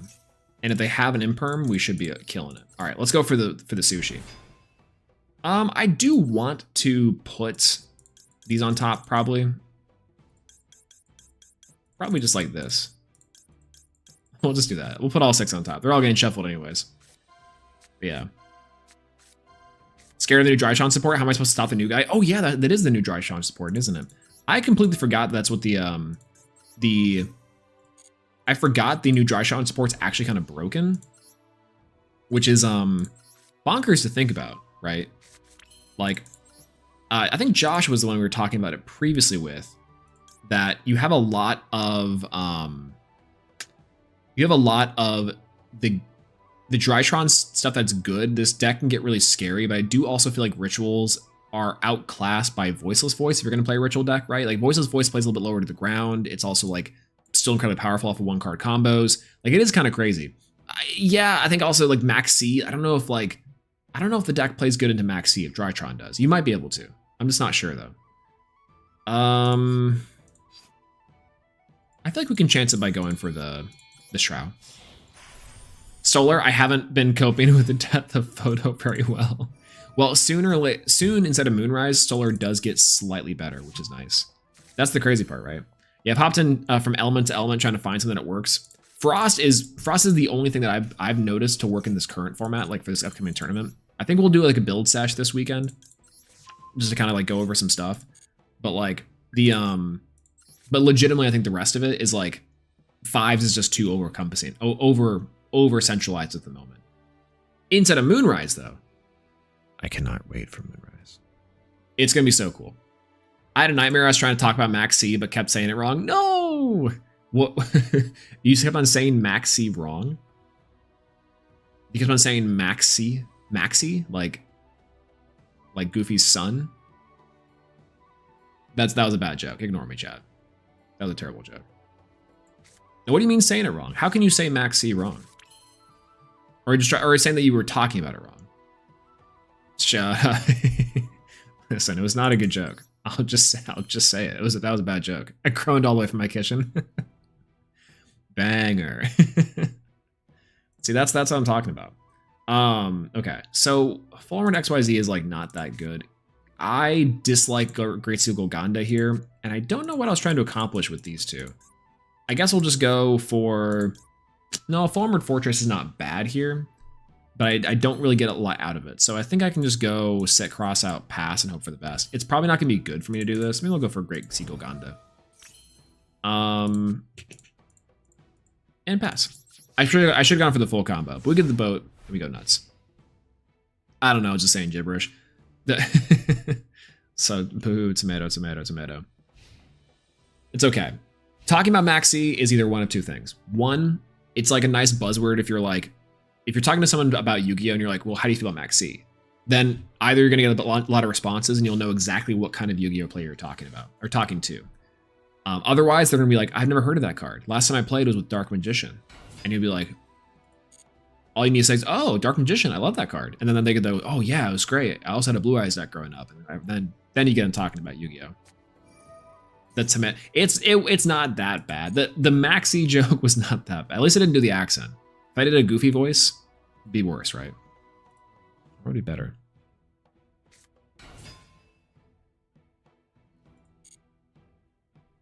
No, I'm not gonna. You thought I was about to say the Garsh thing. Garsh? No, not here. Banger movies though, by the way. I'll say Goofy movie, an extremely goofy movie. I wasn't expecting. When I was watching the first Goofy movie, I was expecting it to be a little more extreme. And lo and behold, we got there. Shouts to Powerline, though. Whatever happened to his wife? Didn't his wife die? A little morbid, but I'm almost certain that his wife died, right? I'm almost certain that's what happened.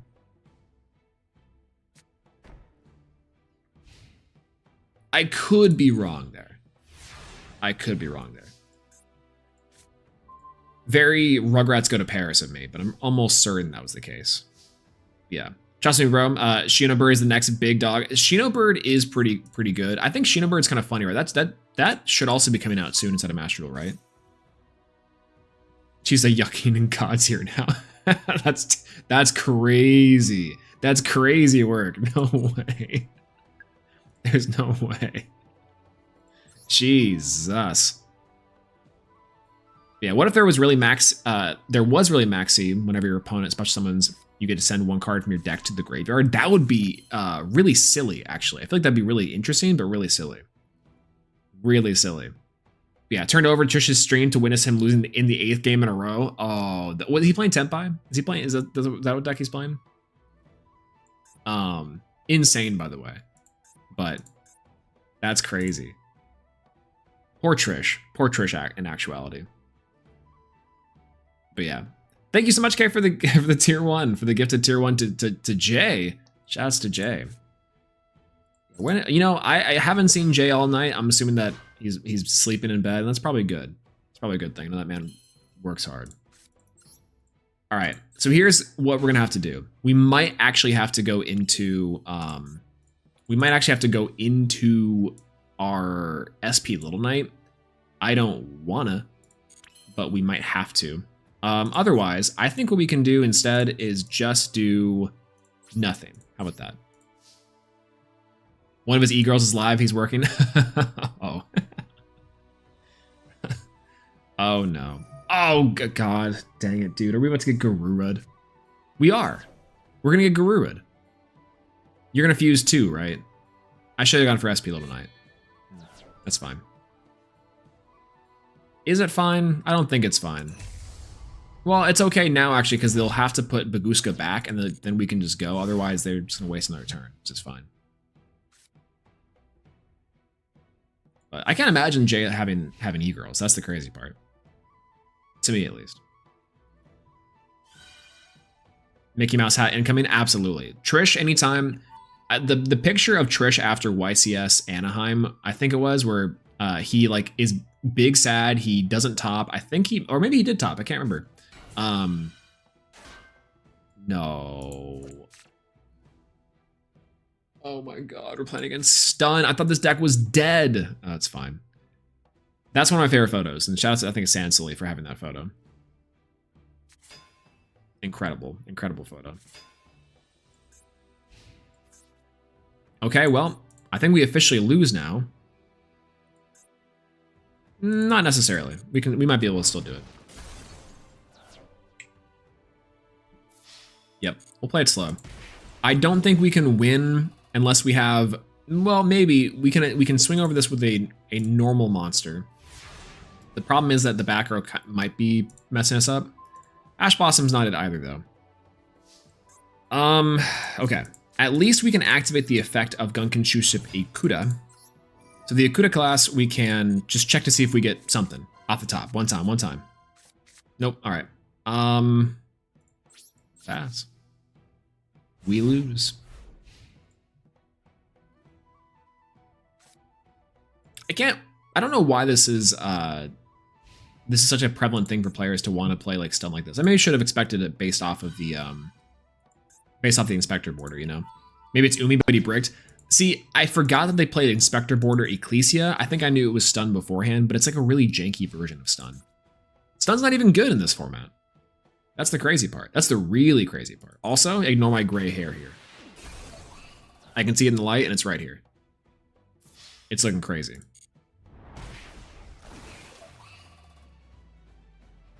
Okay, we are still alive for one more turn.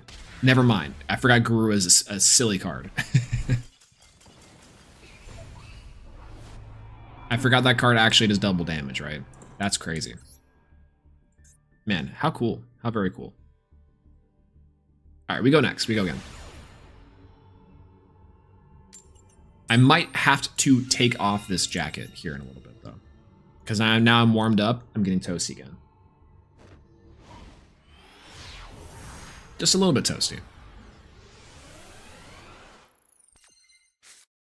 Ooh, insane hand alert, by the way.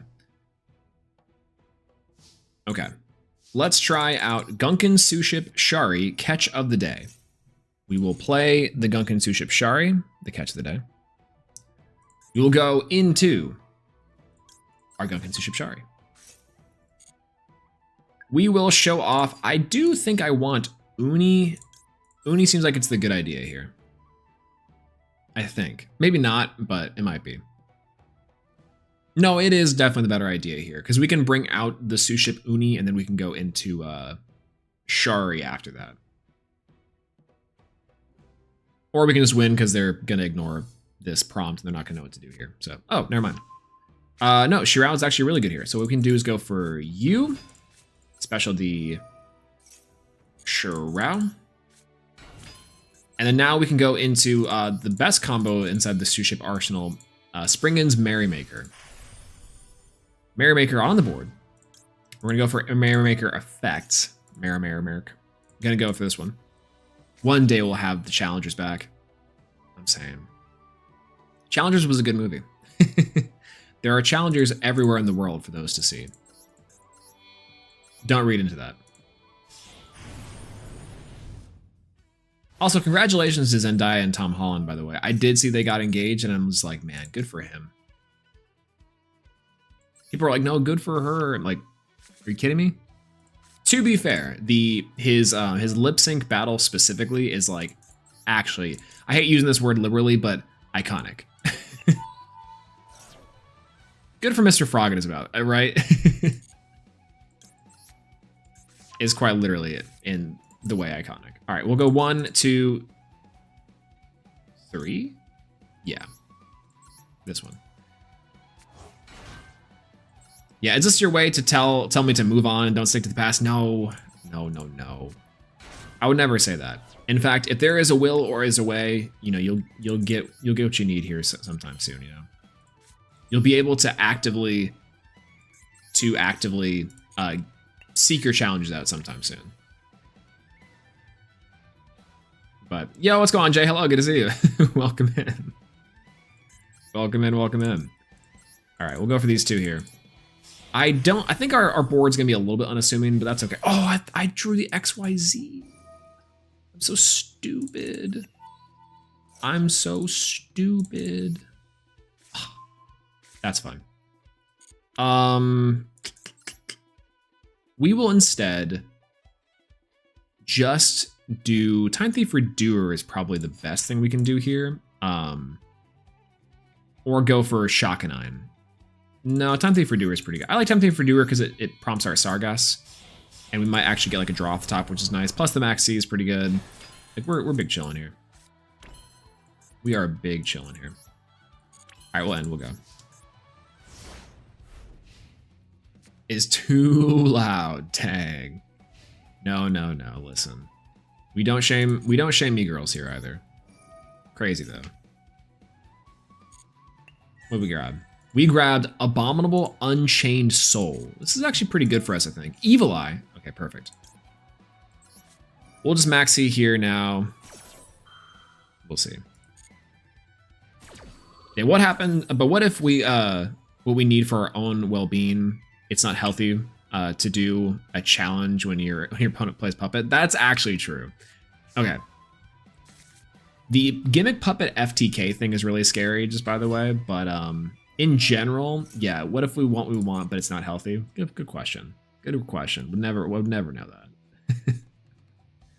I mean, I'm playing Master Duel. You're talking to someone who quite literally drops this game like once every year and is like, you know, this game sucks. I'm never gonna play it again. Meanwhile,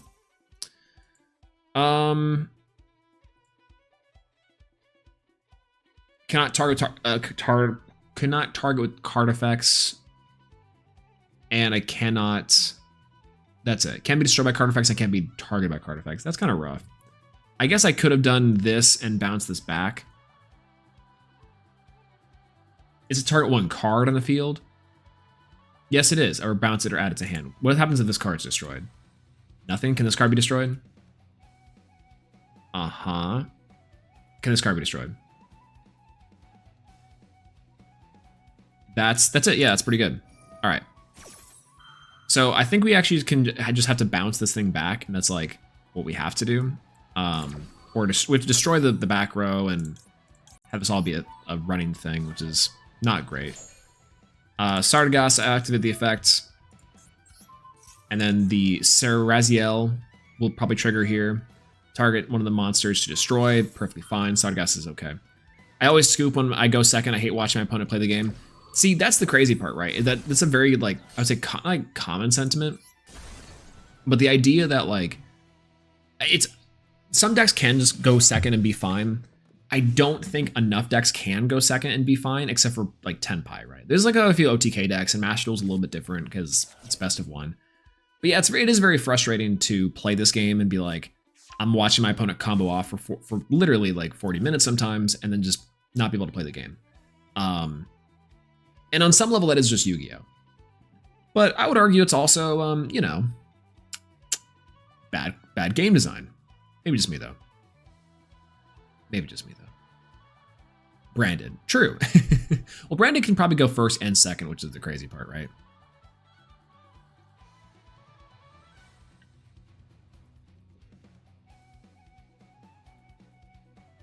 All right, I'm getting a little bit hot in this sweater. I'm getting a little toasty in this roasty.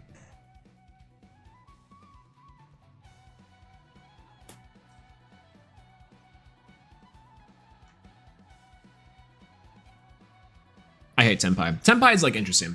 I think Tenpai is like good, don't get me wrong, but oh. I don't know how we won that one. That's crazy.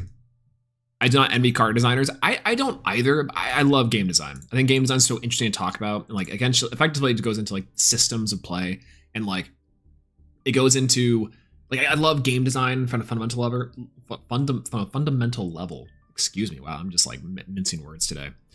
But I think on the other hand, it is very like complicated. One of my favorite sayings that I like, I'm taking this from the former lead character designer for Valorant, is that like when you're trying to balance characters, it's like threading, it's like threading a needle, where even just the smallest bit off and you're just like breaking a character or completely nerfing them into the ground. And that's the part of the game design, like the balance portion, I think is really interesting and does have to take into like very careful consideration. But oh well. All right, what's up?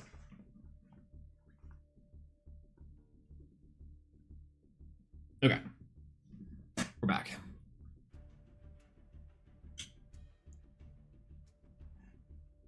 All right.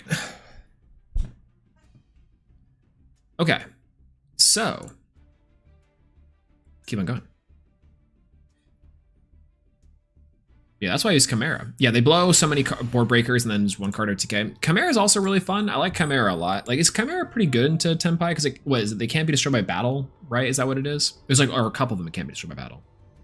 I could be wrong there. That he's made it to master. Say he lost Tenpai 10 times in a row. Literally is the Tenpai deck, a Tenpai game until like today. Is it or tomorrow? We get a ban list this week, don't we? Is that January 8th as well? Yeah, game design is fun, but there's so many more moving parts and unmoving parts in TCGs. Well, absolutely. That's why I kind of like contained games, like effectively like, or closed games or closed looped games. Like there's a few words that I like to interchange with them, but effectively like I like some of my favorite card games in the like in usually forever, right? That are non-live service games, because technically TCGs are live service games where they're effectively unending, and the patches are just like products or ban lists or rotations or all that stuff. So the thing I really like about like the Duel Links packages, for example, like the Yu-Gi-Oh! Duel Links boxes, or for example, like draft games or sealed games, is that there's like you can balance around that, and there is a lot more like finite options, and you can kind of account for more things and thus make a more refined, enjoyable game for your player experience. You can really tailor your user experience to these closed systems, because you can kind of just go nuts, right? You can see things that are a lot easier because you have less variables, obviously. And I get that's a little more complicated inside of a TCG, because you have unintended like synergies, you have different combos that I'm sure you just didn't see before.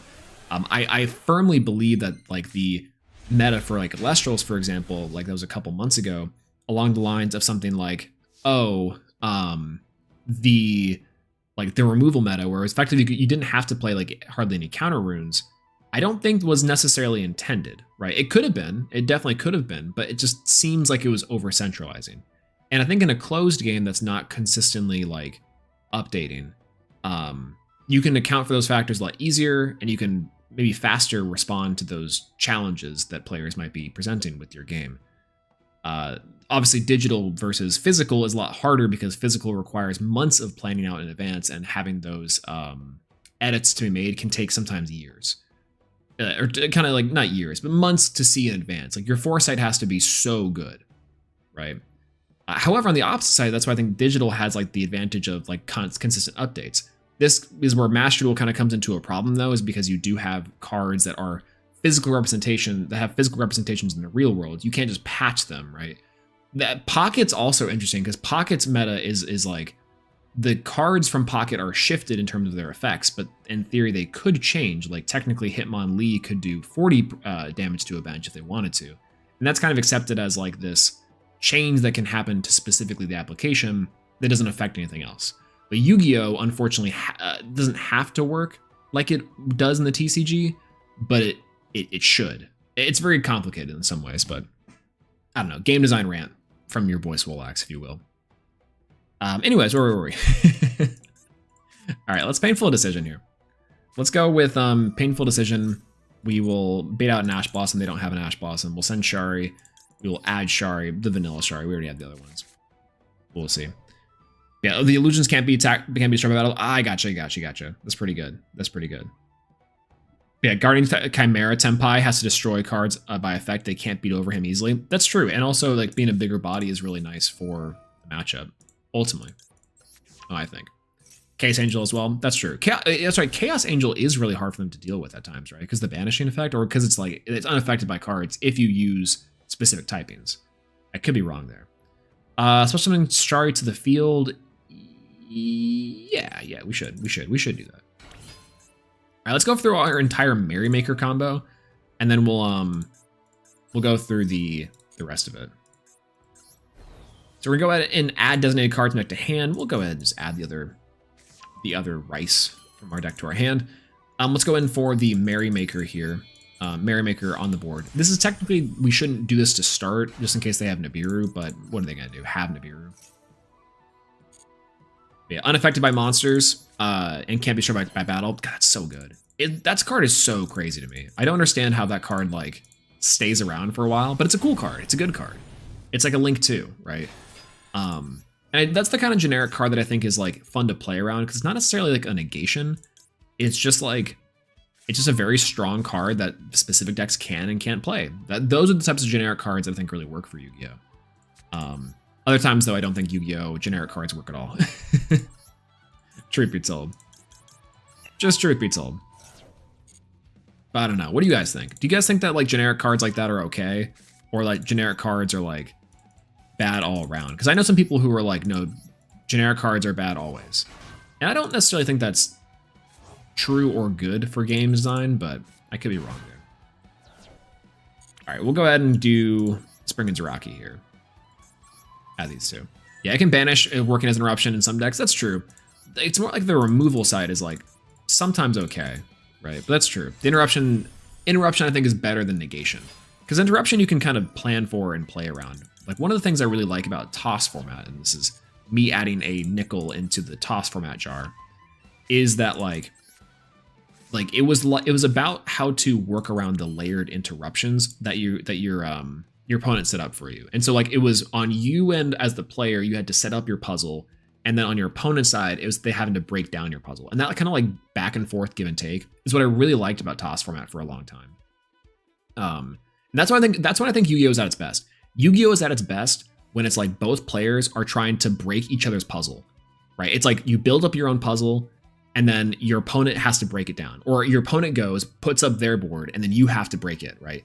But it's like the way is it's more about sequencing. It's not about getting negated and getting floodgated and getting like really like annoyed with all the cheap silly things. It's about like, hey, how can I play around a destruction, a bounce? How can I play around like a spin back to the deck? How can I play around like this certain card? That balances chess, right? It's like more like chess, which is super cool and interesting, especially when you consider like all decks like a fighting game character. They all have their specific thing they can do. That's when I think Yu-Gi-Oh! Is at its peak, truthfully. Like less negations, more cool stuff, you know? You feel me? The dog in the background feels me. Oh, also, our board could be crazy here. I'm just gonna say it. we're gonna probably run out of time here, but it's okay. We'll have an insane board just for like a little bit. All right, we'll go for Shirao.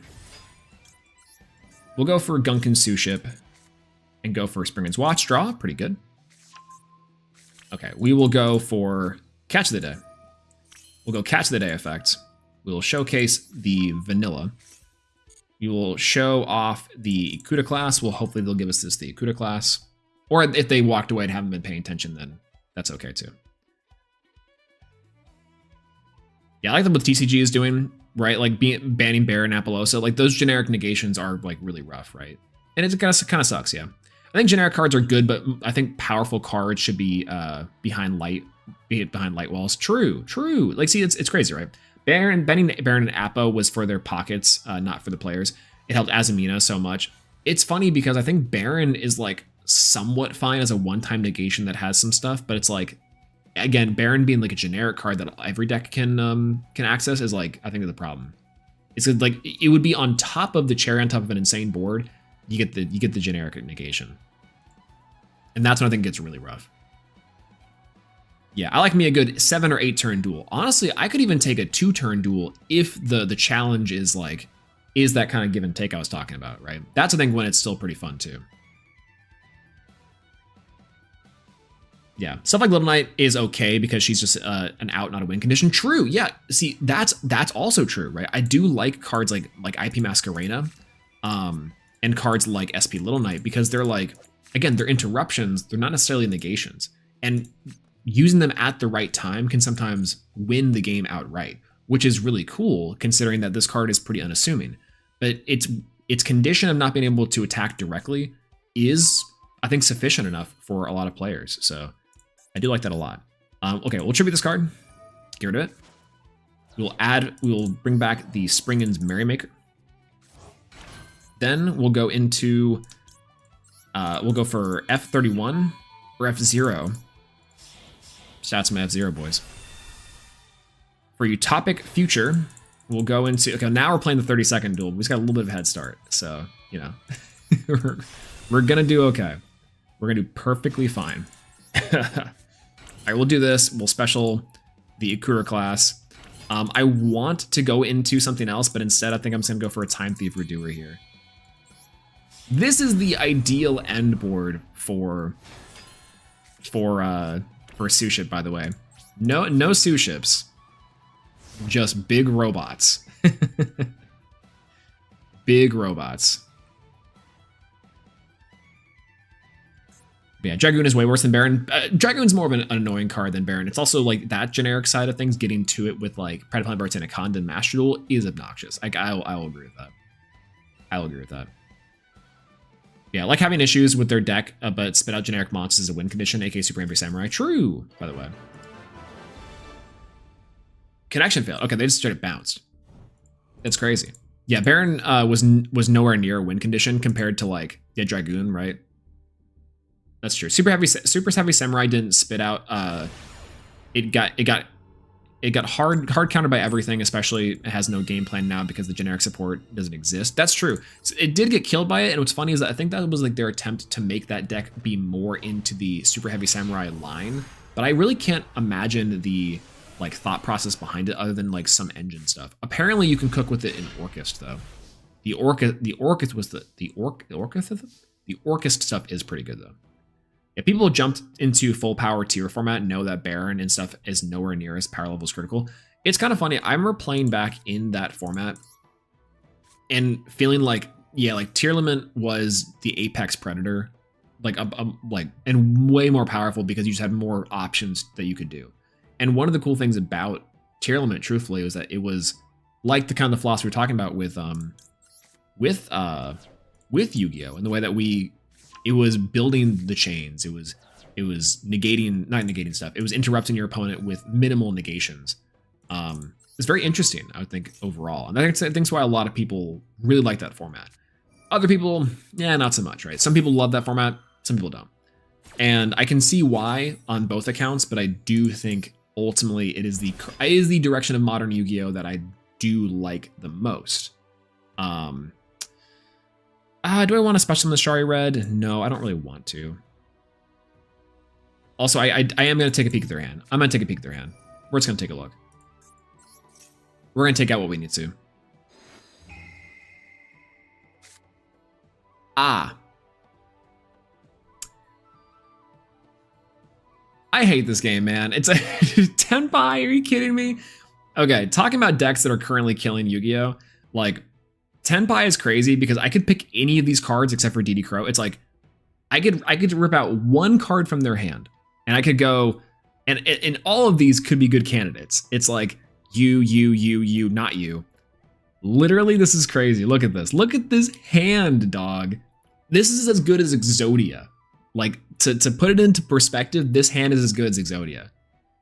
There's almost nothing I can do after they went Max C, the craziest card in the world. They have Forbidden Droplet, which is like the one of the worst cards in the hand. They have their OTK machine and Chandra, Chandra, and then they have their Sangan, their Sangan summoning and their Kaiman. They drew everything. They drew everything.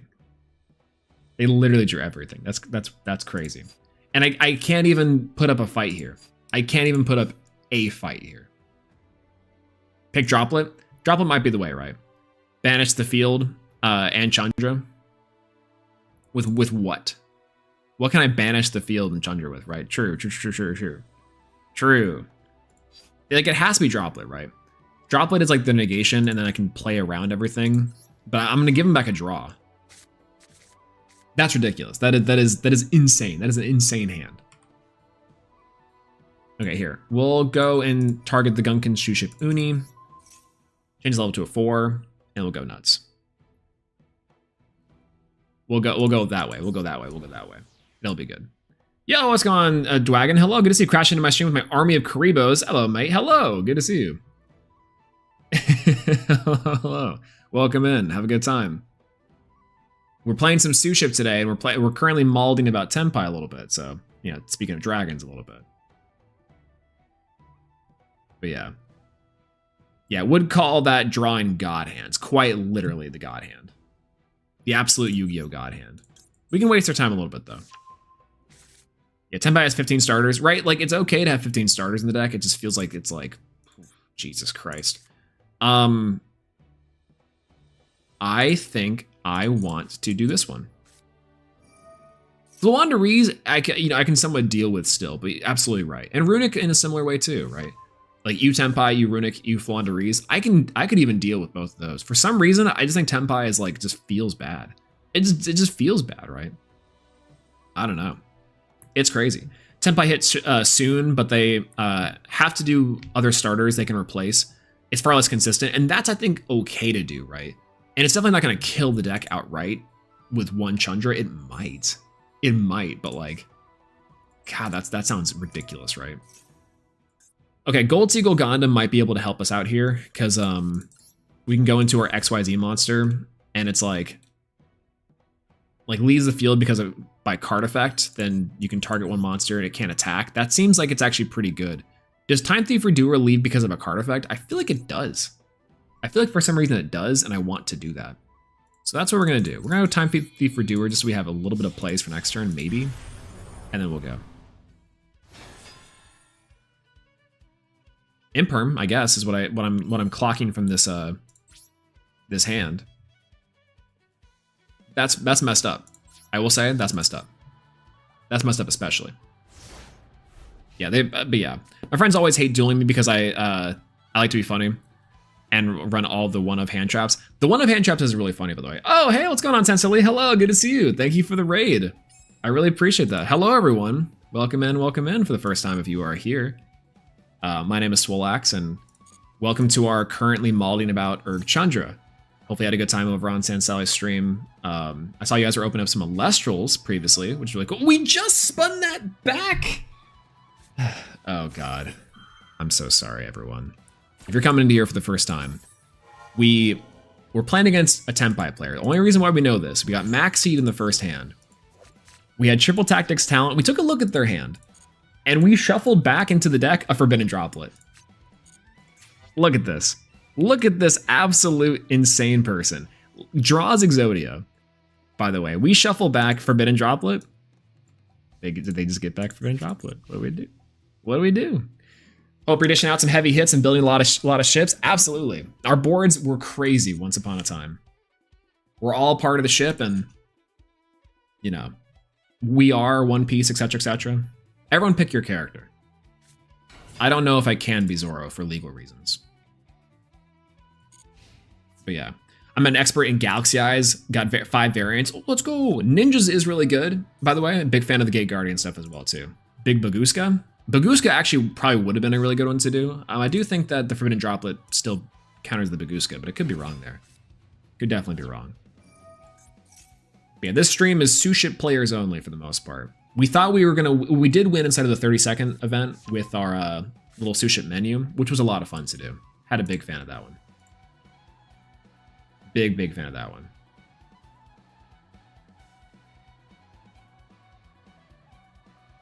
Okay. Okay. I think we can just safely lose this one, right? Like, there's no reason to stick around for this one. Chandra. Trish has done irreparable damage to the Yu-Gi-Oh community once again. I'm just saying. I'm just going to say it. Right, 10 buys a mediocre deck and will never win a big tournament. Absolutely true, too. Absolutely true, too. It's crazy. It's like a good deck that's it's a good second place deck. It's a good finalist deck. Charlie Lawrence is actually correct. Absolutely correct. I'm law. You can't beat the law, Brian. Shoutouts to VJ Chats, I guess. Yo, what's going on, KDG? Hello, good to see you. I hate that I started playing after the SUSHIP mate was available. Feels bad, man. Oh, absolutely. The SUSHIP mate is really nice. I hope they do another one. Because if it's just the Akuta, I kind of wish they do the Shari, or they do one of the bigger boats. That'd be really awesome to me. They really do need to probably like recycle some of them. I imagine they will in the future. But yeah, trapped in ads. Listen, I tried so long to not do ads on the Twitch side of things. It kind of sucks that I can't control the ads on Twitch like I want to. Like on YouTube, ad control's crazy, which is awesome. What's going on, Veronica? Hello, good to see you. Good to see you. Hello. Welcome in. All right, we're gonna grab the Shari Red. Absolutely. Back from ads. Hello, welcome back. I was just saying how I think that Twitch's ad system is crazy. YouTube's, big fan of YouTube. I don't even have to do ads. There's no ads currently running on YouTube right now. Big fan of it, honestly. Big fan of it. All right, we're building some boats, finally. Let's go. I feel bad for everyone who can get the pot of greed mate from the first season. Oh, that is true. Honestly, you know what I missed? I missed the field thing from the event a couple months ago, couple weeks ago, I think. That was the Spirit Gates one. God, I missed that one so much. It looks really good too. I'm really sad I didn't get that cosmetic. But oh well. Oh well. But yeah, I got that YouTube Premium. YouTube Premium is super worth it. I use YouTube Premium for like YouTube Music and stuff, and it's great. It literally is awesome, especially on mobile. This is not an ad for YouTube Premium, by the way. But also, if you're a member, I don't think you'll get ads anyways on this. So there's that. But yeah, I got the good old ad blocker. Honestly, ad blocker still works on YouTube. There was a little bit of a time where people were like, "Oh, it's not going to work," and then YouTube was like, "It's not going to work anyways." I'm like, "No, it's there." I missed the Charlemagne sleeve. God, the Charlotte. Yeah, have you all missed any of the cosmetics that like you really wanted? Because there's probably the only one, the titles that I've missed, and then the Spirit Gates one so far. But yeah, SUSHIP was one of the decks I want to build eventually. My next build is Dinos. Ooh, Dinos is a really good one to build. I think Dinos is a great choice. And DDD is also, honestly, another great choice. Really, those are all great options. SUSHIP is really good too. There's certain builds of SUSHIP I think are better, and I like this one personally. It's more XYZ focused, which is nice, but there's that. Yeah, same after I want to finish Twin Sprite. SUSHIPs are one I want to make too. It's so good. We can go over the SUSHIP list here in a little bit too, just kind of showcase maybe some inspiration for how we want to play it. But it's so much fun. And again, the SUSHIP FTK is real. Very real. It's super real. I like XYZ SUSHIP. It's so good. I think there's another way to... The Raziel one eventually will be kind of crazy, I think. Yeah. Yeah, so many mates I'm sad to have missed, especially Moki Moki and the burger. Oh, that's right, Hungry Burger. I don't know if I missed Hungry Burger.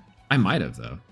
I might have missed Hungry Burger, but honestly, like, yeah, I know, it's kind of same.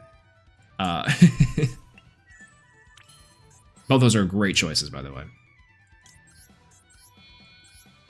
Yeah, I meant to say expensive, not cheap in that question. Oh, no, absolutely, yeah. How cheap is SUSHIP? No, it's actually pretty inexpensive. Like, most of your cars are SRs at best, and your URs are going to be like its supplemental engine, which you do not have to put inside the deck. Like, you don't have to put some of these like engine cards inside the deck, honestly. So for the most part, like, you can get away with this deck like being legitimately probably one of the cheapest decks inside of Master Duel, hands down. Like, I can believe that. Okay, so do I want to go for Utopia here, or do I want to go for something like a Time Thief Redoer? I think Redoer could be really annoying to deal with, but I think I can just go for a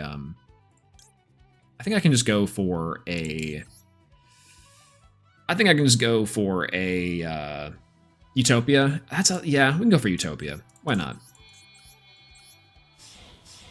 Hello, Shakanine. What's your purpose? Your purpose is you make F-Zero. Incredible. All right. And then we're going to go for Utopia. All right. So you also don't really have to play Utopia inside of a deck like this either. Again, talk about pretty expensive cards like this deck being like a UR nonsense house. You don't have to have this in there. There's a lot of like, we can even build a cheap version realistically, and you could still experience the true power of SUSHIP eventually. I'm surprised at how like inexpensive this deck really is, honestly. I'm excited for Malice. Most Alive and Wonderland stuff is so cool. Oh, it is super cool. I'm right there with you. I think that stuff is like really interesting, honestly. Yeah, Utopia you get from the structure deck though. Oh, do you get a Utopic Draco Future from the structure? That's actually pretty killer. That's actually really killer. Big if true. Uh-oh. No, that's fine. This type is true. Mental illness archetype, true. Oh no, true. True. Yeah, we'll go and say that's totally fine. They didn't mill anything. Perfect for us. It's Lightsworn though, which is all right. Trapburn is the cheapest. Trapburn might be the cheapest. Well, no, you can make a lot of good NR decks that are like exclusively NR decks that are all really good, honestly. That's the really funny part. But yeah, Malice would be crazy inside of Master Duel. I would love to see Malice. Malice is so fun, so cute. I love the artwork for a lot of them, obviously. But that one's pretty good to do too. Working on 60 card Branded. Oh, also pretty good. 60 card Branded is like a weird one because I feel like Branded Fusion Pile is like the other option if you're not going for tier limit. But that one's also pretty solid. I would say in terms of cheapest deck possible, it's like Draco Invoked SUSHIP. That's probably true, and you could probably even go lower with like Tri-Brigade. Tri-Brigade's also pretty inexpensive, honestly. That's the deck that I think everyone was running for like the longest time. That's fine. Just what, shuffle every card back? That seems okay. Before the end of the main phase, that's fine. Battle phase, here's the crazy part, right? Go for full armored XYZ. Go for Armored Fortress. Easy peasy. Then we go for Imseti. We'll just equip yeah.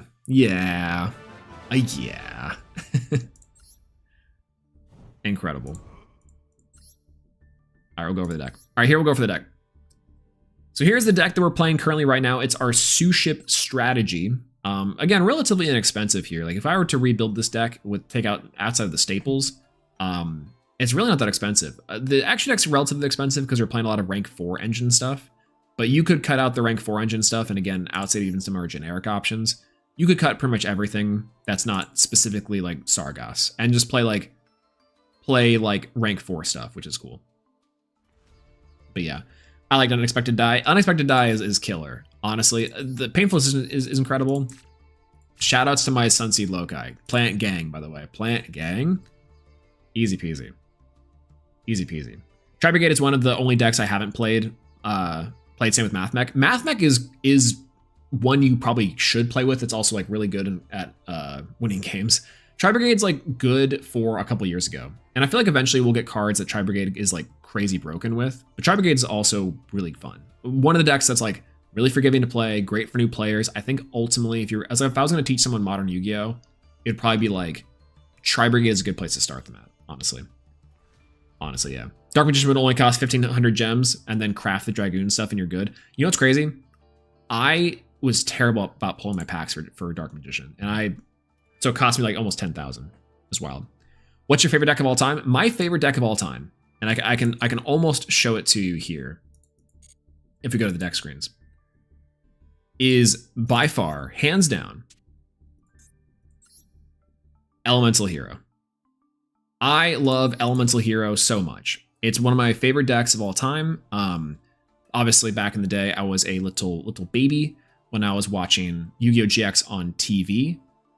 And it's like, obviously, this is how everyone gets into the game back in my day. We used to watch the anime, and Dark Magician and Blue Eyes and stuff were always really cool and fun. I always was a super big fan of like heroes and comic books, etc., and I liked heroes. That's it. I liked Elemental Heroes back in the day, and it was a lot of fun. Oh, rolling eyes, tomato, tomato. What's your favorite deck? The Heroes is sick. Heroes is so good. I love Neos too. Neos is awesome. My second favorite deck of all time, though, is probably Cyber Dragon. Cyber Dragon is definitely in there too. This is also not a surprise. This is not a surprise. Where is Cyber Dragon? There it is. Not a surprise, it's Cyber Dragon. Like, big shocker too, this card is also like one of my favorite cards of all time, and this deck is like absolutely killer. Heroes expensive. Heroes is insanely expensive. Heroes is like one of the most expensive decks of all time. And it's like, I hate that it's so expensive because other decks in this game that do better are inexpensive. And that just anime bait. It's crazy. What's going on? Go to Jay. Hello. Good to see you. Go to jail. Excuse me. My mistake. My mistake. Good to have you here. Hello. Hello. I love being clueless. I have no idea about 90% of what you're saying. It's just really hard to ease myself into Yu-Gi-Oh.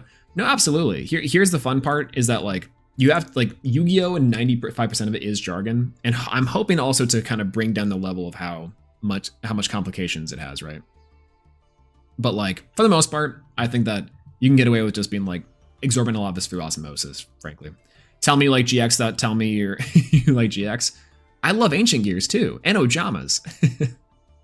You're so GX, it hurts. I know. I'm so GX generation, it actually absolutely hurts. I know. It's crazy. Favorite version of heroes, I like the elemental heroes for sure. Like the other ones just don't really do it for me the same way. Absolutely. My favorite deck is Chimera. Chimera is killer though. Chimera is a really good choice too. It's awesome. Yeah, let's get our game on. I have an idea to cover the theme song at some point in time. I just have to get a little bit better at the execution of this idea. But sometime soon you guys will see a cover of this from me, which is awesome. Big fan of the GX Get Your Game On intro cover. We're in there. We're gonna get in there. I have to figure out how I'm gonna do it, but I have full confidence in my ability to sing and play all the instruments. But we'll get there. Maybe in my VTuber arc I'll do it. I'll hit up Duelogs and be like, hey, yo, listen, I gotta get a debut. I gotta get a debut for sure. But yeah, I'm just throwing stuff together and brute forcing my way through things at the moment. That's how it's done. I think a lot of learning very complex things is literally just sometimes brute force, which is crazy. But yeah, I'm tired of making the hero that clears the board when leave the field. True, Absolute Zero is crazy. That's such a fun one. Yeah, Yu-Gi-Oh! GX is awesome. It's great. Yeah, I know where you can get a track for it. I think, oh, cool. Like the instrumental. That also might help. Yeah, I thought about doing like a GX watch along as well, because I think GX watch along would be kind of fun to do. It's so cheesy and silly, and I have a bigger video essay on it to where this is my hot take. I think it's better than DM, but I could be wrong there. Otherwise, though, some of my other favorite decks inside of the game. Honestly, I like Frogs. I like XYZ or ABC XYZ. That one's like a super cool one to do. I actually fell in love with Monadium as well, like in terms of like a modern deck. I think that like Monadium is deceptively fun to play, and I hate that it is. Rika is one of the only other decks that I own in real life, by the way. But that's also really fun. Yo, what's going on, Pharaoh Seed God? Hello, good to see you. How's it going? It's going pretty well. Thanks for stopping by and saying hello, by the way. Good to see you. We were just talking about some of our favorite decks, so if you have one, let me know. I can imagine if you have a favorite Pokemon, it might be our favorite grass steel terrorist. Yeah, Souls and Master Duel have been the main thing right now. Good idea too. You gotta stock up on the gems for that. Honestly. Yeah, the UR decks are a new player bait, by the way. Oh, absolutely true. That's actually 10% true. Yeah, Blue Eyes, Dark Magician, Heroes, and Red Eyes. They're so expensive. I think Red Eyes is one of the weird ones that I can never recommend people build, because it's like, it's really cool, but there's not even like a really good build of it, honestly. They're like half is, you know. But there's not like you unlike the other anime decks, you can't really build like a cohesive strategy behind Red Eyes that's not like just Dragon Link. You know, I don't know. Maybe I'm wrong there. Blue Eyes one I think is okay, and Dark Magician, it's like Blue Eyes is the only anime deck in this game that I think you can build like successfully, and I can be like, okay, yeah, that's a fairly competent deck, right? Dark Magician is like very hit or miss there, but it's whatever. Oh, Hydra.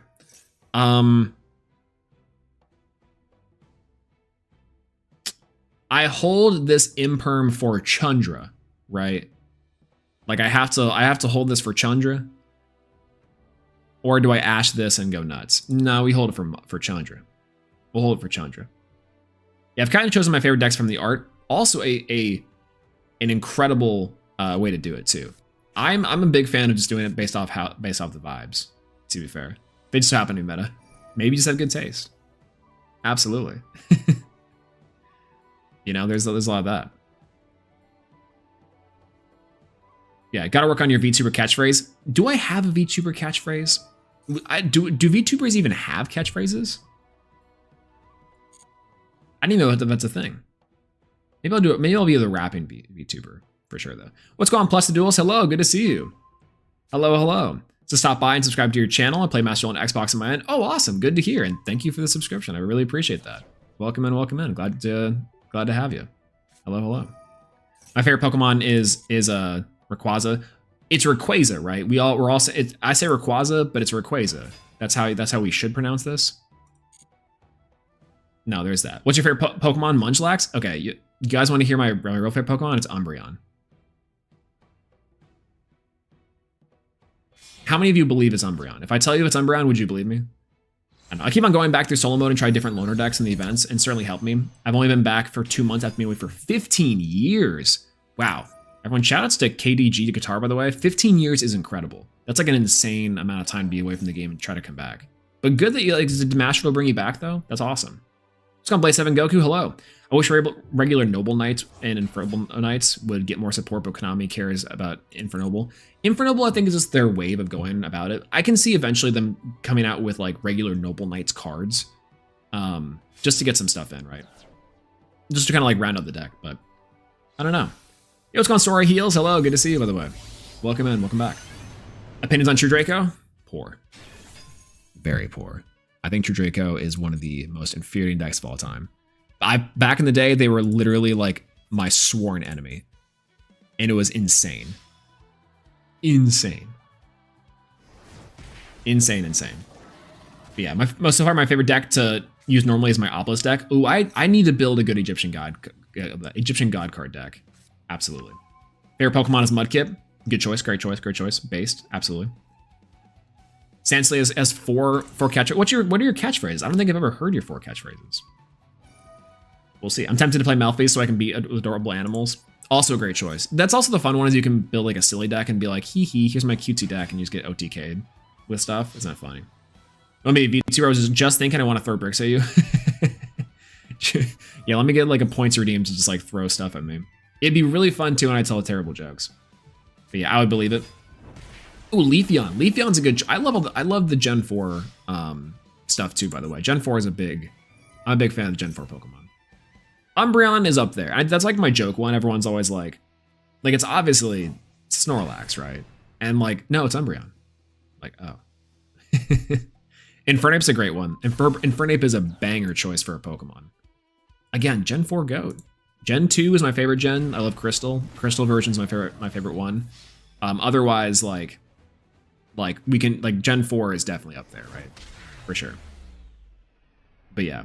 What are you looking forward to? AI video prompted in real time for YouTube didn't even extend the duration. Oh my god, really? So yeah, the UI, the AI features on YouTube, I think, are so not fleshed out, but they're really funny to look at, which is fun, you know? Yeah, I don't know. I know because of the Unite casters getting trouble from mispronuncing in Pokemon. Isn't that crazy? Right? Like Rayquaza, like saying them wrong is like part of the like a pastime of Pokemon we kind of lost because we have like verbalizations of most of them anyways. Oh, we Ash Pydra. I gotcha. That's good to know. Phalanx, my beloved. Phalanx is a really cool card. Phalanx isn't good, right? Yeah, VTubers tend to have a shtick rather than a catchphrase, like terrible telling jokes. That'd be me, and unfortunately laughing at most of my jokes. That's the other problem. Okay, my hand sucks.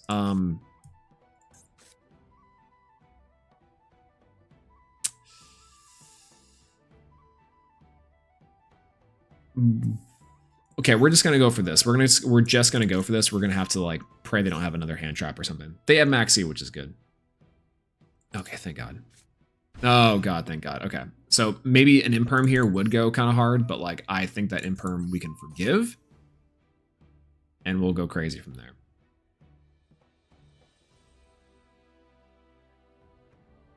Yeah, so Pokemon Brain thought you were asked about Phalanx. Oh yeah, no, absolutely. On the YouTube side for sure. We're talking about Phalanx for a little bit, or for a little bit, a brief second. In my heart of hearts, I would love to say Phalanx, the GOAT, but Phalanx is a really cool card that I think is like, it's one of those like neat designs that has a cool signature move I wish was a lot better, you know? But it's pretty neat.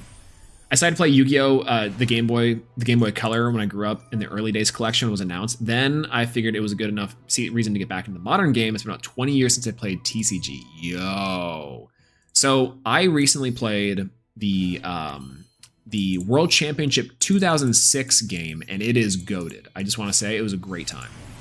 And back in the day, I took a break between like 2010-ish to 2017. And that gap was like wide, but getting into it when there was something new was definitely the way to go, honestly. So I commend you for trying to get into the game now after like about 20 years-ish. Like that's wild. That's wild. Yeah, play 2004 quite often. Banger game. Honestly, all the GBA games, this is a video I want to do eventually. And this is like an in before Yu-Gi-Oh! Doesn't make videos, or Yu-Gi-Oh! Swolelax doesn't make videos. But I want to make a when did Yu-Gi-Oh! Games lose their sauce? Because if you play any of the old games, like we recently played through GX Tag Force, and GX Tag Force is an insanely good game. It's so good. It's so polished. Like the pack simulator itself, can just like I don't know, it's so thorough and they just did some stuff. One of my friends made a really good point. They were like, you know, Konami used to be considered like a really good game development studio. And it's like, oh yeah, wait a minute. They used to make really good games. What happened? Kojima my goat. Kind of. But, you know, there's that. Like Wishy-Washy. Yeah, Wishy-Washy is a good gimmick Pokemon too. Like it's got a good little theme. It's really cool to look at. Nada. They didn't really do much with it, you know? Alright, what we got in here? Nothing else really. I guess I could make something else, but we'll just go for 2. And then we'll set and pass. So we'll go from there. My first game was World Carnival on 3DS. Yo! World Carnival on 3DS is crazy. I actually have not played that. I haven't played any of the Yu-Gi-Oh! Games past probably the Game Boy Color. I think. Probably. I played a little bit on the DS. I played a couple on the DS. I think I played a couple on the DS for sure. That one's a pretty good one too. Yeah, how much will early days be and will consoles actually? I think it's just on Switch. I could be wrong. Is the early days collection also on Steam? I hope it's on Steam. If it's just on Switch, it'd be kind of hard, but we should probably learn how to play it on the stream, which is awesome. But Switch I think it's good on Switch for sure. Yeah, it happened to be Gigabusted in Unite on release, which was neutered afterwards. Snorlax was crazy inside of Unite, which is crazy. Did Slowpoke get a transformation in Pokemon? Oh yeah, they got like a couple. I think from my understanding of it, Slowpoke got a lot. I mean, I don't know if we want to get into the few of the Lowland versions. You have the I think did they get a Hisuian version? I'm gonna be honest, I'd never played Legends Arceus, which is Arceus is really good. But yeah, I can't wait for the early days collection. It's gonna be really cool. Streamer Year Sushi looks weird. This is my cooking. I can make it better. I promise. I mean, but feedback is always appreciated. How about that? And I'll make it better next time. The sushi turned into little monsters, and this one's kind of water themed. We started with sushi, and then we just turned them into little robots. You know? No, absolutely. I'll never give up on my goat Marowak. Oh, let's go. Marowak is, you know, I've got a newfound love for Marowak after they released the Gen 7 Marowak. I love the Gen 7 Alolan version of Marowak. It's so cool. Galarian forms. That's right. They got Galarian forms. That's correct. What's going on, Brandon J? Hello. So we're got a Mega Evolution. Mega Slowbro is wild. The Megas inside of X and Y. So I played a lot of XY back in the day. And what I loved about XY is that, like, quite legitimately, all of the Megas were either mega busted or just did nothing. Like Mega Metacham was one of my favorites, and it, like, I think it went up to like OU, or was it Ubers? I can't remember what it got to back in the day. But that Pokemon was messed up. And I'm only saying that because I was in a draft league for a little bit, and that draft league, initially that card was UU because there was no rule on Megas yet, and so you got to pick Mega Metacham or regular Metacham as a UU or undercard, and then use the Mega, and then you could sweep with the Mega Stone. It was really funny. It was very, very funny.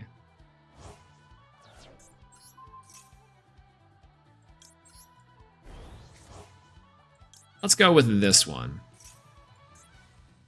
I think we could just attach you. Yeah, there we go. That's totally fine.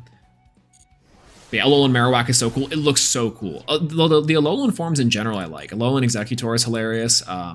Gen 7 is like kind of underrated, but also super, like, not. It's like kind of rated exactly where it's at. I'm saying.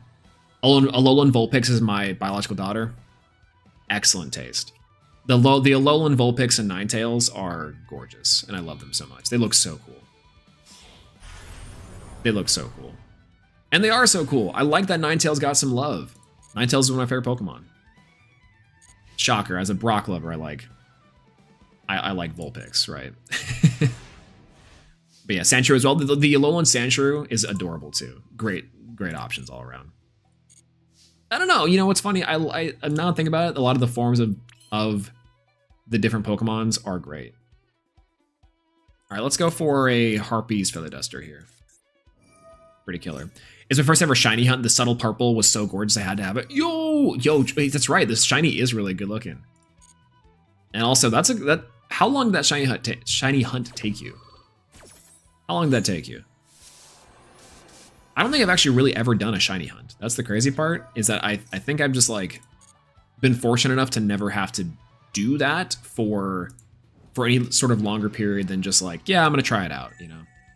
Because also a lot of the games that I was playing before, you could shiny chain like really easily. Yeah, I don't know why, but I really like Galarian Weezing. Galarian Weezing is a lot of fun, and I like the idea to also make it somewhat good competitively. Maybe. I'm saying that now. I think the idea of the neutralizing gas was cool, but maybe not. Maybe not insane. I don't know. Let's do send that to the graveyard. Completely forgot that I could do that. I'm an idiot, by the way. Tally-ho Springens. No! Oh, I could have detached from Arise Heart. I should have done that instantaneously. What's going on, Sora? You? Hello, good to see you. Off topic of Yu-Gi-Oh! /Pokemon, what do you feel like the top decks and strategies and Alestrals after the new ban list? Honestly, okay, so in January 1st, now we've gotten everything back, I do think that Earth has a place, but I do think the best decks are probably still 5s for now. Instead of Moonrise, I do think we'll see a bigger concentration of something like Frost, which is pretty good. Otherwise, I think that, like, where you're looking at like Frost, you're looking at 5s, and then maybe Earth or Thunder right underneath them as like pretty decent decks. But yeah, for the most part, that's probably I would say is the best like decks in Elestrals at the moment. But thank you for your question, by the way. What's going on, Damien, by the way? Hello, good to see you. Hello, hello. Hope you're doing well. Also, by the way, baited. I'm just gonna say it. I gotta make Solar good for real. Solar is crazy. Okay. 28, by the way. We just straight up swing for face here. Easy peasy, easy peasy. And yeah, that's it. We'll just end there. Solar can be good. I think Solar will have its day in the sun. The next stuff for Draco Ray and the cool stuff in Moonrise, I think I'm very excited for. We'll see. That's my first. I used to hunt on my breaks when I was working 2 jobs. It was a lifesaver. Oh, that's okay. That is actually pretty killer. I can respect that. I like the idea that like it's a good thing to do with like in a spare time side of things. If you were streaming it, I was about to be like, yo, you're trapped there forever. That's pretty fun to do. I like that a lot. I like the Gen 7 era shiny hunting, especially inside of like Omega Ruby and Alpha Sapphire. Big fan of those ones for shiny hunting. I think it's super great. VGC is hard. VGC is hard. I like VGC in terms of the I like VGC for a couple generations, and then I just kind of fell out of love with it. Not like out of love entirely. I played a little bit back when Gen 8 came out, and obviously like, you know, the Gigantamax Snorlax and the Gigantamax cards were the new thing. But I think I just haven't kept up with it since, but apparently it's back to being good. I don't know. I've heard that I've heard it both ways. Let's do just battle here. We'll just swing in for the Gunkin, or the our Sadagas here. Main phase 2. I could go for a Zeus, and then I could detach a material to bring back like this card here. Otherwise, I think I can just go for pass here. We have 2 interruptions. I think we're okay. Yeah, not getting the collection because it doesn't have GX Duel Academy. True. I'm surprised they didn't put anything from GX. I mean, I guess the idea is supposed to be like long lost games or games that were never fully like localized, which is there. I'm excited to play Dungeon Dice game. Oh, the Dungeon Dice monsters I think will be super fun to play early game. And in fact, I might need to get a capture card just for that. Absolutely.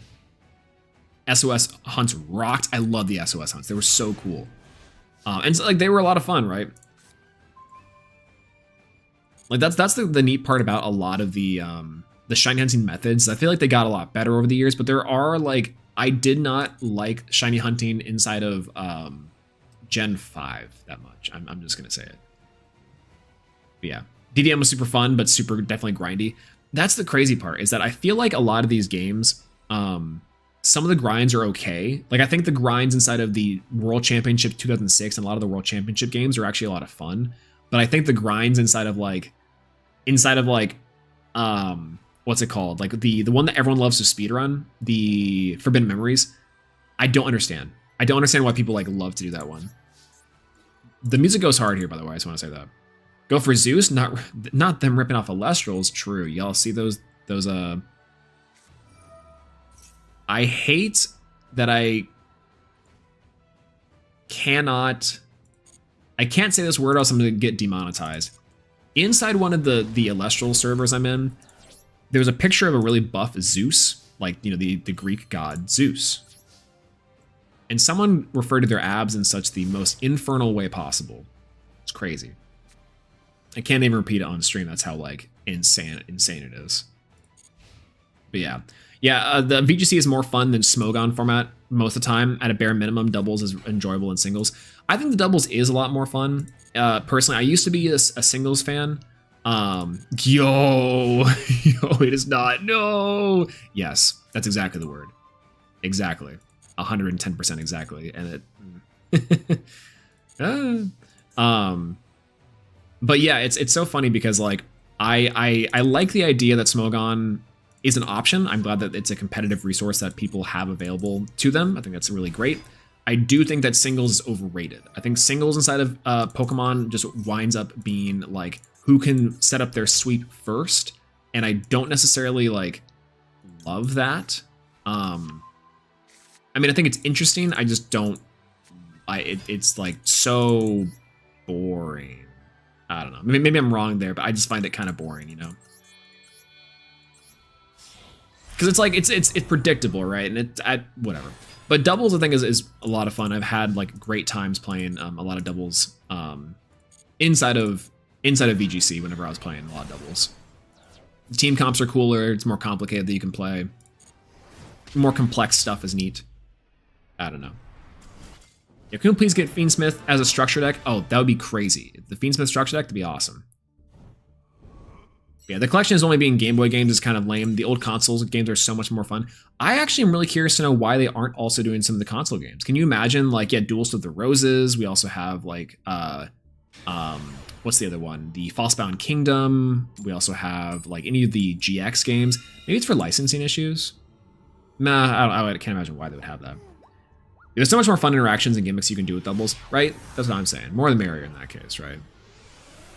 But it's also really like the some moves that are bad in singles are just like great in doubles. The team comps can be cool. You can have the theme teams, which is interesting. But they're neat. I liked it a lot. Talonflame is busted as hell. Back in the day. I guess technically now it's still like okay. Like it was like a lot worse, but oh well. Oh, the Indeedee Snorlax, like that was crazy for like a scrub buster for a lot of people. A lot of fun. Big fan of that one for a little while. Like there's some cool stuff you can do, right? Like some things that can be kind of annoying, I'll say that, but like, I don't know. Vivillon was also one of my favorite things to set up and do. Okay, if we're gonna talk about Pokemon singles, I gotta shout out to my girl Vivillon. Vivillon was so fun to set up Quiver Dance, Vivillon, and then just sweep unsuspecting victims with that. That was great. And also you could pick the different patterns. You can have different ones for different sets. It was great. That was such a good time.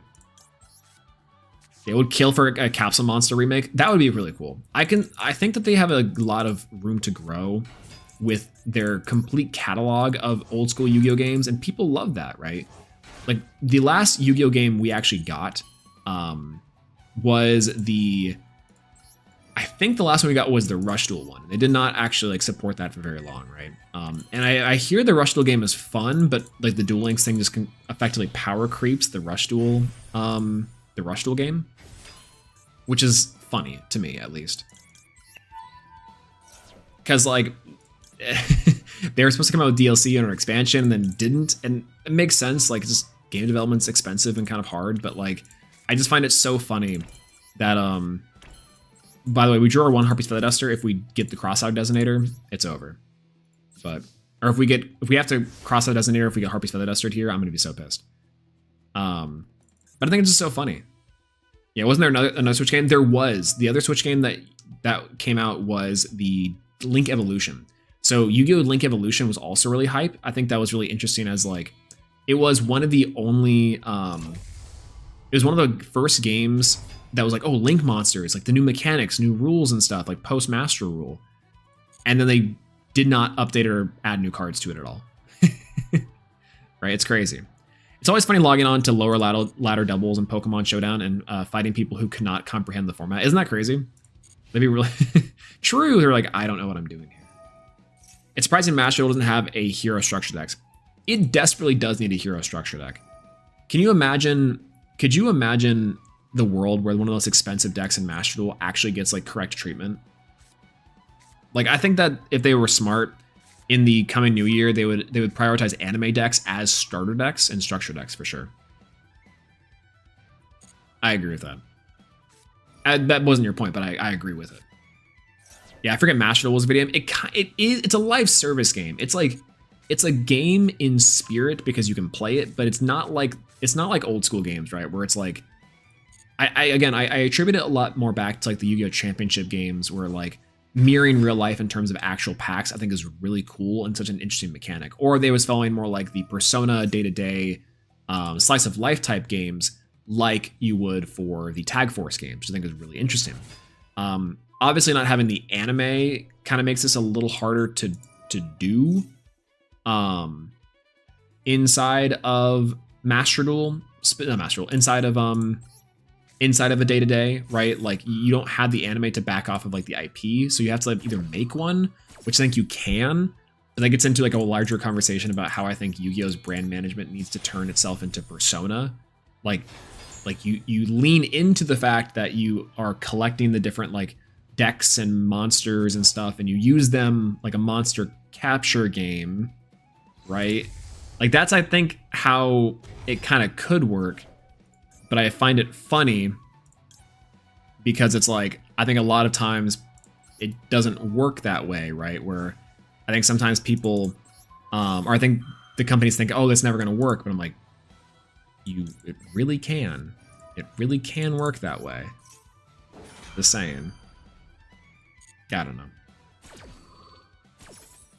I don't know. Yeah, it's a simulator. It has little to no gameplay progression indicators like a game story. Also true. That's like kind of the other way around it. Negate that. Now we can activate this. Take the Kikolos. There we go. Should be pretty easy at that point. Gold Sark's kind of rough here because they will just send this, but I kind of knew they had the Gold Sark. I might have just actually should have taken King Sark, taken the M Seti. That might have been a play. Uh-oh. Oh well. Oh well, oh well. I gotta say, after much time away, learning this new summoning mechanics was hard, but trying to learn the new archetypes and all the meta-relevant cards has been next level challenging. Yeah, that's also kind of the problem that I think Yu-Gi-Oh! Is facing. It's funny, I think Joseph, MBT Yu-Gi-Oh! Talked about this a little while back, where it's like, you do have to go through like the history of a lot of the game just to kind of understand it. Which in that way, the 2-player starter deck, which is supposed to introduce people back to like modern Yu-Gi-Oh! Does a really good job. But I think the problem is that, and ultimately this is like again, a really big issue, is that you can do that in a way that's not boring and also not overly complex. And it's effectively teaching your player how to play the game with its mechanics, right? The meta-relevant cards and like, that's always going to change. It's always going to be different. And that's why I think it kind of sucks to teach modern Yu-Gi-Oh! In a lot of ways, because it's like, well, what's good, what's bad? And it's like, well, everything is good and also everything is bad, right? And I think Master Duel is great for one thing that you can get a lot of reps in. You can get a lot of reps to check out new cards. You can check out a lot of decks, a lot of things to get familiar with a lot of different play styles without effectively having to spend a lot of money. Like you can, but it's like much better than back in the day where you had to go to locals like a couple times a week, and then you were at the mercy of whatever cards that like your locals had and like your local scene had. I remember at one point in time going to locals like 3 times a week. There were 3 different shops a week when I was on my grind. And I played Salamangreat all the way down. And I had played against decks that I had never even heard of before. Right? And I think that's kind of a cool thing, but also kind of an issue, is that like up until like, what if I ran into that into a real tournament, not just locals? Like where is the environment in which I can learn those cards safely that wasn't locals, right? And some players just don't have that. But yeah, especially for new people like myself, having access to decent and well-known deck early would make people stick around. So it's hard to learn. Absolutely. Like it's funny because I think of this a lot inside of Yu-Gi-Oh! Where the accessibility of cards specifically is like giving your players tools. If you price gate out your if you price gate out your game, I think what ends up happening is you obviously like alienate players, and that's pretty obvious, right? I think that's like something that we can all agree that if a game is too expensive to play, people just will run. They'll just peace out. But what I find most egregious about Yu-Gi-Oh! In a lot of cases for the physical TCG is that unlike the digital card game, where you have a lot of different ways to actually like obtain cards in a fairly reasonable manner, like you could probably argue heroes and some of the higher rarity decks are kind of like expensive, but you can get there, and it's not like you're like, it's much easier to get these cards inside of this game than inside the TCG. But inside the TCG specifically, the problem that I have is that staple cards are typically really expensive, quite often. And my big thing with that is when you are price gating like deck engines and deck cores that are not meta relevant, then okay, that's like something that we can complain about, but it's not necessarily impacting the wider player base that is like actively playing on a competitive level. But if you're price gating, aka making the prices for decks a little bit too high for stuff like the meta engines like Ryziel or Tearlament back in the day, then you're effectively forcing players to not experience effect the full game, not in a way. Or on the other side of things, what you're doing is you are preventing your players from accessing, again, tools if you are price gating and making things like staples really expensive. For example, a card like Molchari Fool Loss or even Infinite Permanence instead of TCG could be really expensive. And to me, the equivalent is something along the lines that I'm just yapping here, by the way, is something along the lines of like, if I'm playing Smash Brothers and I have a character and that character cannot shield until I purchase shield, or if you're playing Street Fighter, a character cannot fireball until you purchase a fireball. But if another player purchases the fireball, they have the fireball. And that sucks, right? But yeah. What's going on, Mobez? Hello, good to see you. Welcome in, welcome in. Oh, wow, it sure is chilly on the board. Absolutely, we're cozying up today. We're big cozy today. We're playing some SUSHIP today, and we're a little bit behind. Our opponent was playing... I don't know what they're playing. Yeah, you're basically taking away mechanics. You're taking away mechanics from the game, basically, essentially, right? And that's kind of the if you think about it in that way, this game gets a lot more easy to get upset at, and a lot easier to also justify like how to fix. Quite clearly, like if you're able to give your like all players an equal playing field, like that's when you can really assess this game for what it is. And it's partially why I do like Master Duels. You do give a lot more players, a lot more tools, and a lot more chances to play different decks, to experience different things. I probably would never have picked up Manadium unless I played it inside a Master Duel. And I'm glad I did because it's a really fun deck. But a tool like Master Duel effectively lets you experience Yu-Gi-Oh! And experience this card game on a different level that you could almost never inside of the TCG because of price. And it's all because of price. It has nothing else to do other than just like price. Like, it's crazy to me. I don't know. But yeah, I talk about it a lot pretty frequently where it's like the price of the actual physical card game has gotten to a point where it's very hard to justify people ever playing it. That's why I'm always like, I don't really care if saying like, yeah, if you don't like Yu-Gi-Oh, but you should play Master Duel. Master Duel is great. Big fan of Master Duel. Big fan of Master Duel. Part of that, to be fair though, is because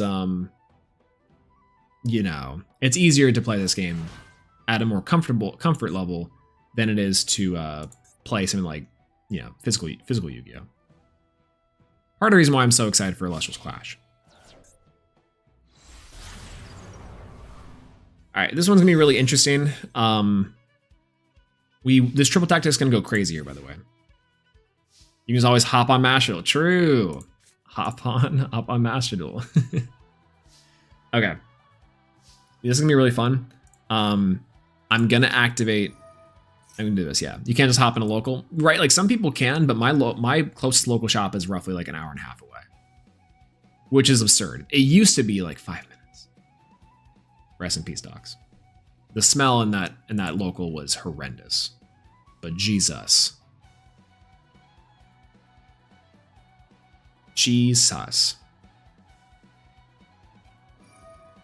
Okay, here, this is a really fun part.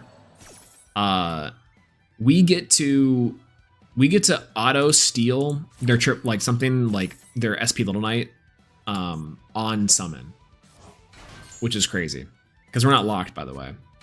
So they might IP Masquerena here, which they are smart they would do, but I'll just SP their SP. So let's go for Triple Tactics Talents here, and we're going to take control of one of their monsters to the end phase. It's gonna be the IP. I'm just gonna tell you right now, it's gonna be IP. Banger. All right, we go IP, we take IP. And then the really fun part, I could go into my own IP. Otherwise, I can just go full combo here. And I think that's effectively what we should do because I haven't been able to do anything else though. So some olfactory ethics going on these LGS for sure. I hope not. Oh God, I hope not. In some ways, card shop smells should not be studied. I'll just say it. Card shop smells should not be studied. some of the worst smelling places I've ever seen before in my life. They had to make a rule. They had to make a rule in their official documents from Konami saying that you have to shower. That's wild, right? That's crazy that they had to put it in their official documents that says you must wash your ass before you play Yu-Gi-Oh. That's messed up. That's messed up. That's crazy that's how bad it was. Shame. Shame. Okay. Let's see what we're gonna do from here. I think we have to go into I'm gonna normal summon the Rocky. Yeah, they just use it to distract you while you play. True. Let's go and grab Springen's Merrymaker. We'll just go through the whole gauntlet here. Yeah. So much more expensive to play now than back in the day when I got my first Joey starter deck. Honestly, what's crazy is that like the cards have always been expensive in a lot of ways for Yu-Gi-Oh, but I will say that like the fallacy of it like being expensive back in the day is different now. And I think it's less acceptable now just because there's more players and there's a better competitive scene. And there's less of a justification for it being expensive. Like back in the day, it was still like a new card game. Like, I don't know. That's always what was wild to me. Maybe I'm wrong there though. Maybe I'm super wrong. I can't special summon 3. By the way, I messed up. But we'll just have to live with it. Okay, so question is, do I want to just clear the board here? I think I do, and then we'll just link off for IP. Yeah, we'll go for battle. We'll just Doki. Do they get anything if this goes to the graveyard? Probably not. Yeah, we're good. We're good. Tactical advantage, true. All right, 2 effect monsters. Oh God. 2 non-link monsters. I think I'm gonna do IP Masquerade. Oh no, I have to do 2 effect monsters. I should have got away with it. That's fine. Sargas is not that important. Sargas is a little important, but not that important. We'll go for SP Little Knight. We'll go for the Ninja Girl. Yeah, I'll grab a card from their graveyard to banish it. I think I'm gonna banish the. Let's see what we got here.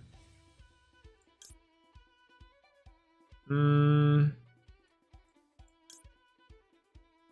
don't know if they would have another Sprite Elf or a Doki, but I might do that. Otherwise, I go for the Primera. I'll just banish the Primera here. We'll call that and pass. Rough though. Rough though. Where's your Cutie Pie board? Oh yeah, we could swap to that board. We were just on this one because it's the one I had attached to it, but we can do that one. It has a little shark. I'm starting myself with the worst smelling people, unfortunately. Smash and TCG. Oh, actually, yes. You might actually die from Atomic Stink. Atomic Stank. I'm not gonna lie. Not even. Okay, Molcharmy is the next pack. Oh yeah, isn't that okay? Brett and Jay, we were talking about that earlier, where we were looking like, oh, banlist stuff. That's cool. Or like new pack. That sounds awesome. And then immediately underneath, right underneath that was like enjoy stuff like Molcharmy, like Fool Loss. You're like heart attack. Actual heart attack. It's crazy.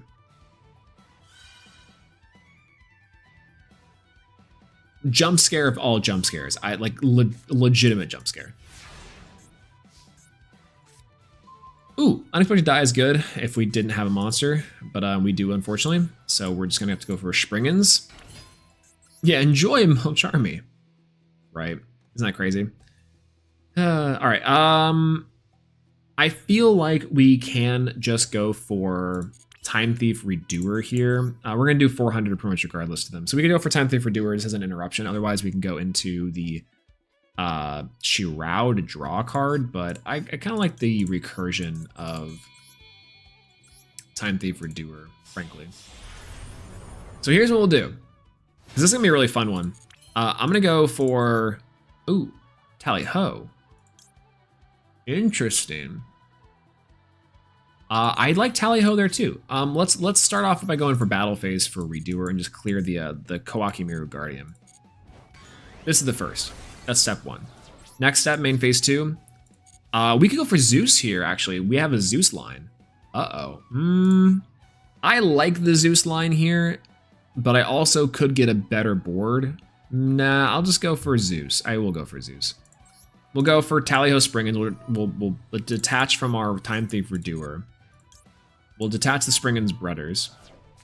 We will go for Tally-Ho Springens, and then we'll go into Zeus. There we go. We saved. Wait, hold. Am I wrong there? I could go for something much better than just Zeus. I could go for XYZ Armored Fortress, holding and succeeding here. Okay, go in here. We go in, we detach 2, we go for full armored XYZ, where we're cooking. Grab armored XYZ, even fully cooking.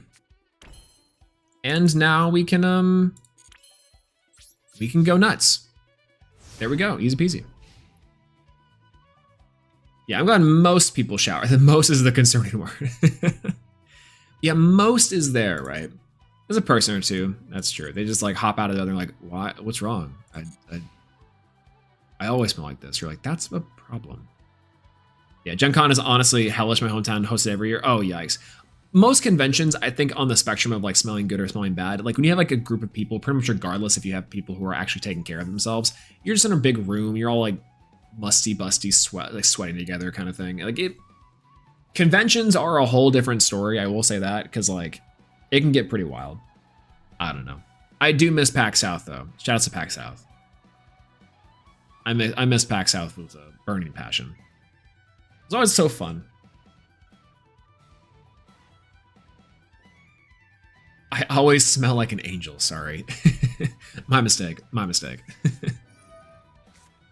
And that's completely true, and I can believe it. Listen, there are certain individuals who I know that like, oh, you probably take care of yourself, and I completely and utterly can see that. I can't go to my first con, or I can't wait to go to my first con of any kind, really. No, everyone's first con is always so like it's a time. I don't know. I feel like maybe I'm just an old head, and maybe it's just different. I do feel like cons are sometimes maybe cons have changed. I don't know. Time is just different. Let's add the Springens Merrymaker. We'll attach the Trudea. We'll attach the girl. And we'll pass.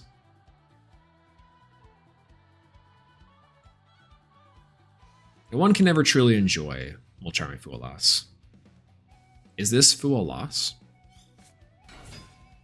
Cool, Quackmere Guardian, very neat. I like how, again, our opponent, we've been sitting here for easily 20 minutes yapping about smelling, so.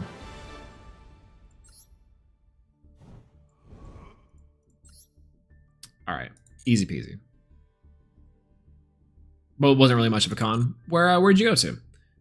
I've only been to ever a few cons. There used to be a con that was in Dallas, and A-Con's pretty good, but A-Con also went under, which is interesting, or maybe on hiatus. I can't remember which one it was. And then the PAX South, and then I've been to DreamHack. I've been to like a few ones for sure, but they just be different. They just used to be different. Let's do the Proxy, or the Proxying Cave is actually a pretty good one too. Let's do the Pumpkins. Pumpkins is a lot of fun.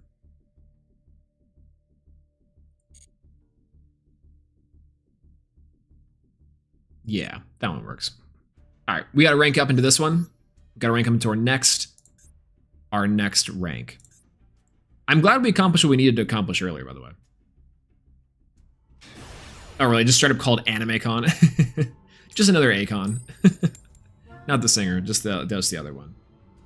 That's awesome. I love just generic like Game Con. It's Gaming Con. Really fun.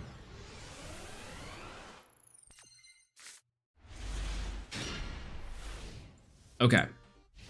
Let's see. Let's see.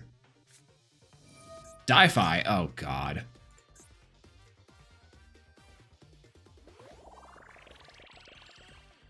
A lock charge. Okay, Rise Heart. I feel like I have to hold on to this Imperm for their end board, just depending on what they have here.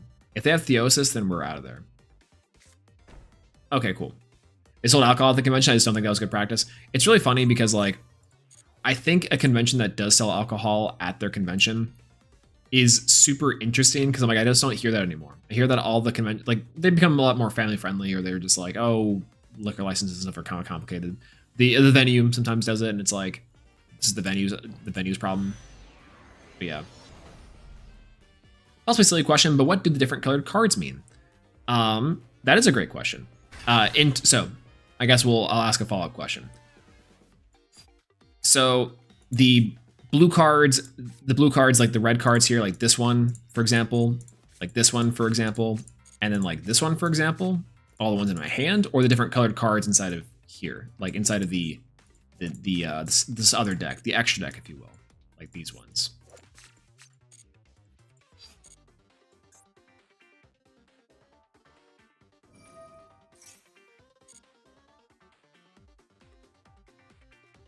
Yeah, I feel like I do have to hold this for something else, but yeah.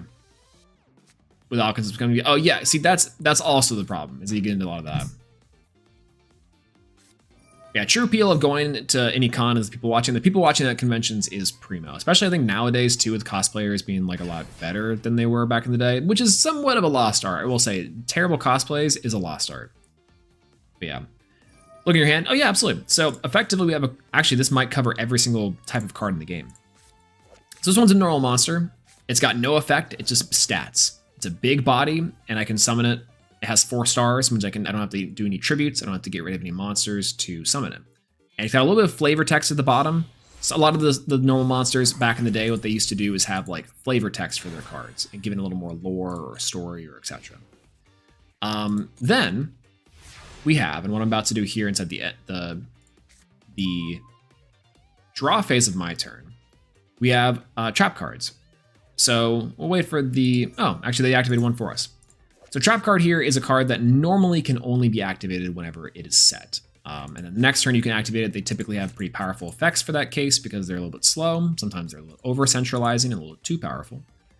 But that's usually what these ones do. Effectively just meaning that like classic Yu-Gi-Oh faction, like you've activated my trap card, and that's what they do. Sometimes they're really strong, sometimes really weak. This one in my hand currently I have can be activated from my hand. Some of them have certain conditions that allow that. Otherwise though, you have to set these cards before activating them. Some of them do, some of them don't. Then we have the spell cards, which is some of the cards that you're seeing on the board right now and also in my hand. So any of the blue cards are spell cards. So spell cards, what they allow you to do is pretty much whatever they say. The spell cards can be activated at any amount for cards that are any amount that you have and any amount that you can do. Some of them have effects and some of them have text on them that say like, oh, you can only activate this card once per turn, which is effectively a lot of Yu-Gi-Oh. Unlike Alestrals and a lot of other games, Yu-Gi-Oh has a lot more of you can only activate certain cards once per turn, or only cards with that name once per turn, which is a little more strict. So a card like Painful Decision, for example, I can activate Painful Decision and then send a card to the graveyard. But because of this other card over here, I'm currently forgetting that I can't actually do anything with this card, which is okay. But for the most part, it's actually really good for us. Oh my god. Effective for the most part, Yu-Gi-Oh is made up of those basic mechanics. It's just spell cards that do a thing. It can be really powerful. It can be destruction. It can be searching. There's trap cards that are typically like, surprises and unknowns. And then you have your monsters, which have your stats and different effects. The more orange colored cards like this are all effect monsters. So typically they're going to have like things that they do. And just depending on what they are is going to depend on just depend on the deck itself. And that's effectively all the cards there. Now in the extra deck, that's when we can start getting a little more complicated and going into like the history of Yu-Gi-Oh, but like, they're there. They're there for now, at least for the most part. I'm gonna grab the Uni class here. This 30-second event is the dumbest thing ever to put in a video game. See, why is it silly for you? For me, I think it's really silly because I like the fact that we can time out our opponents half the time with the Gunkan SUSHIP, and I've been seeing that's a lot of fun, but it is very stressful. 30 seconds left is crazy. Yeah, no mana is what makes Yu-Gi-Oh pretty fast. Yu-Gi-Oh is also really funny with no mana because I feel like the point of Yu-Gi-Oh, I was talking to someone about this the other night. I played board games and I was like, no, actually Yu-Gi-Oh is interesting because like your graveyard is effectively a deck. Like your banishment pile is effectively a deck. Your extra deck's a deck. Your hands is a deck. Your deck is a deck. And it's really interesting to me that like Yu-Gi-Oh's evolved into this game where like anything is your resource and your cards are effectively your resource. Cards and life points. It's wild. 3 forfeits in my 30-second matches. Let's go. Wait, you forfeited or your opponent forfeited? Between this and the 2025 life point event has been a banger. The 2025 life point event is funny because I feel like that one's made to be like silly and like a burn deck. Yeah, my internet is slow half the time, it's taken by lag seconds. Oh man, that's unfortunate. I think 30 seconds is a really fun idea. I hate that people are playing like degenerate strategies for them. Yeah, do not ask me any follow-up questions, but thank you for that. No, absolutely. I can always do follow-up questions, and just be like, so now, what did you learn? And you can just be like, well, I guess a little bit of nothing. That was fun. Okay, well, we just got hosed.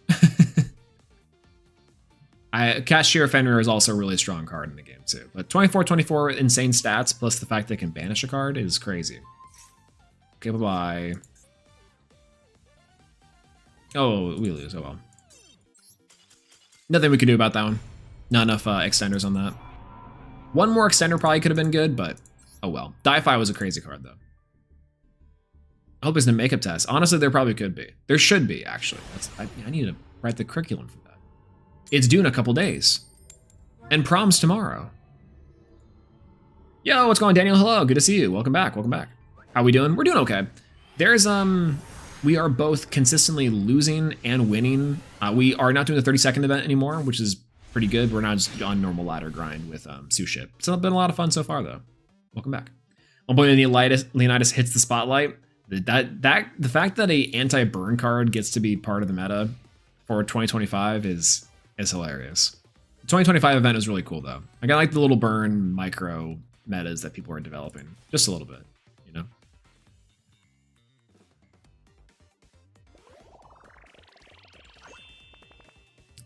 See, this field is kind of unfair because we get two little pets. We get our Flame Wingman, and we get our little shark. Wait to the shark. Hello, shark.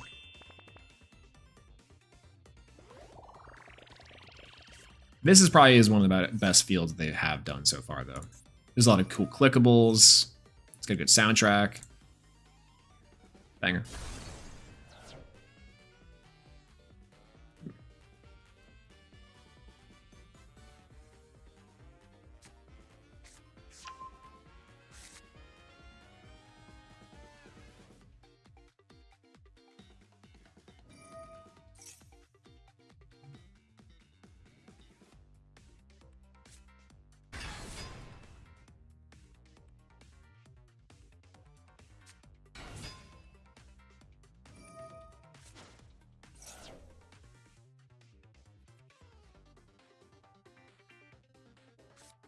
Anyways.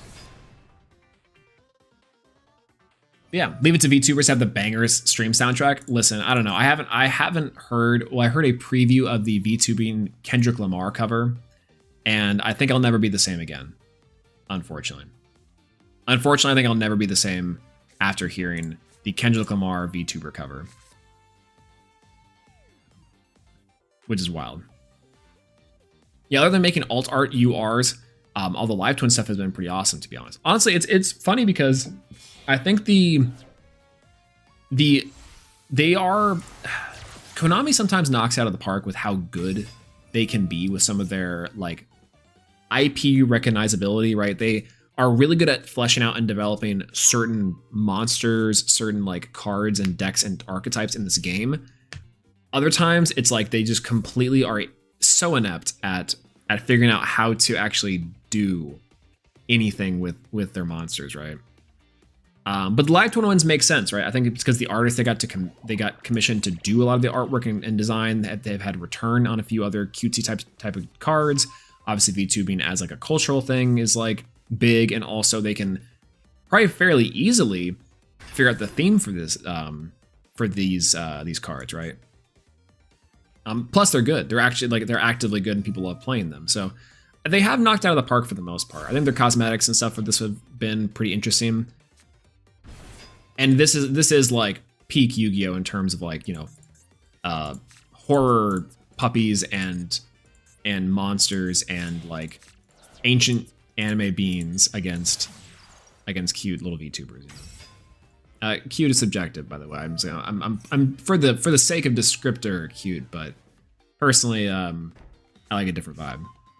You know, Konami really nailed the timing with the Life Twin stuff. I really enjoyed the Twins Loner deck next to a Z Festival, and then boom, a couple weeks later, Life Twin bundle drops. Honestly, see, that's part of it, right? It's so funny because I think sometimes Konami is really good at that. They're really good at the timing. They're really good at like knowing when to put stuff out to like be like, hey, try this out. And then, hey, look, now there's like the bundle, right? That's a perfect example of knowing exactly what to do with your product. And I think that Master sometimes is like in a different world than real Yu-Gi-Oh! Because real Yu-Gi-Oh! Could never. But I digress. I don't understand VTubing because it's like the worst parts of real people and anime combined. Yo, that is a hot take. That's probably one of the hottest takes I've ever heard. I think that a lot of it has to do with like obviously like a more parasocial element to do with like streaming and being a personality. But I also think too it's a way for people to feel more comfortable about playing like a character, or feel more comfortable in so much as like putting themselves out there, under putting themselves as like a character, right? Like developing a lore and developing like their own personalities. Is part of like the culture of it all too, which is really interesting. It also has kind of enabled some people to like more easily connect with those characters and their personalities and these like lores versus like and like the performance of it all, versus a actual like person who they do have to somewhat like, there's like a barrier there, the barrier being the real person, their lived experiences, who they are, etc. And that's kind of like, I think, interesting somewhat to look at and dissect, right? Yeah, they don't put themselves out there, they put a persona out there, right? Exactly, right. And I think that barrier to entry is easier for people to latch onto, and also easier to put yourself out to in general, because a lot of ways too, you are foregoing like responsibility and certain like, yeah, like it's safer in a lot of ways to put yourself out there in that way. I absolutely completely agree. Let's do Trickable Tactics talent will take control of one monster until the end phase.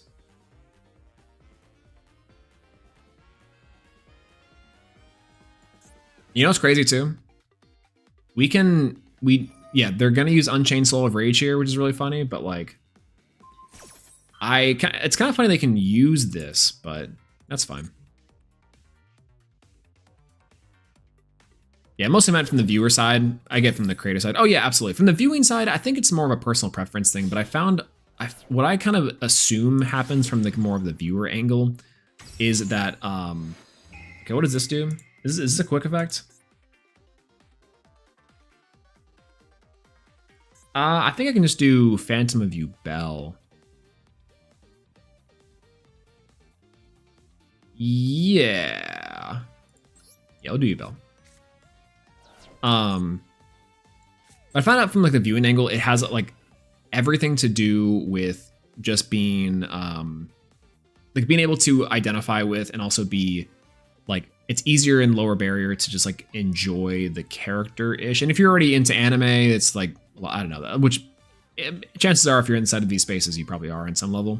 It's easier to attach yourself to them parasocially, which is like, parasocially is like kind of a bad word there, but it is kind of just true. It kind of just like is what it is in that regard, you know?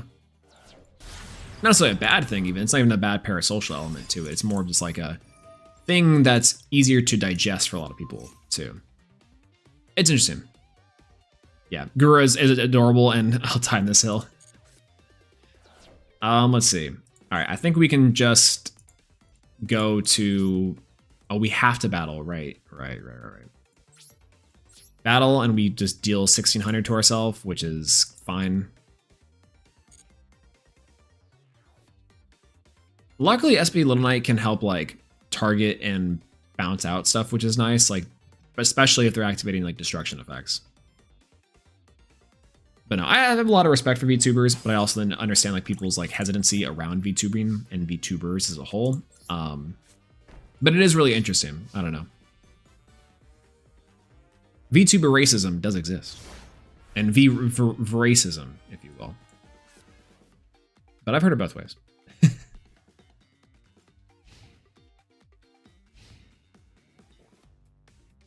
Listen, some of my best friends are VTubers.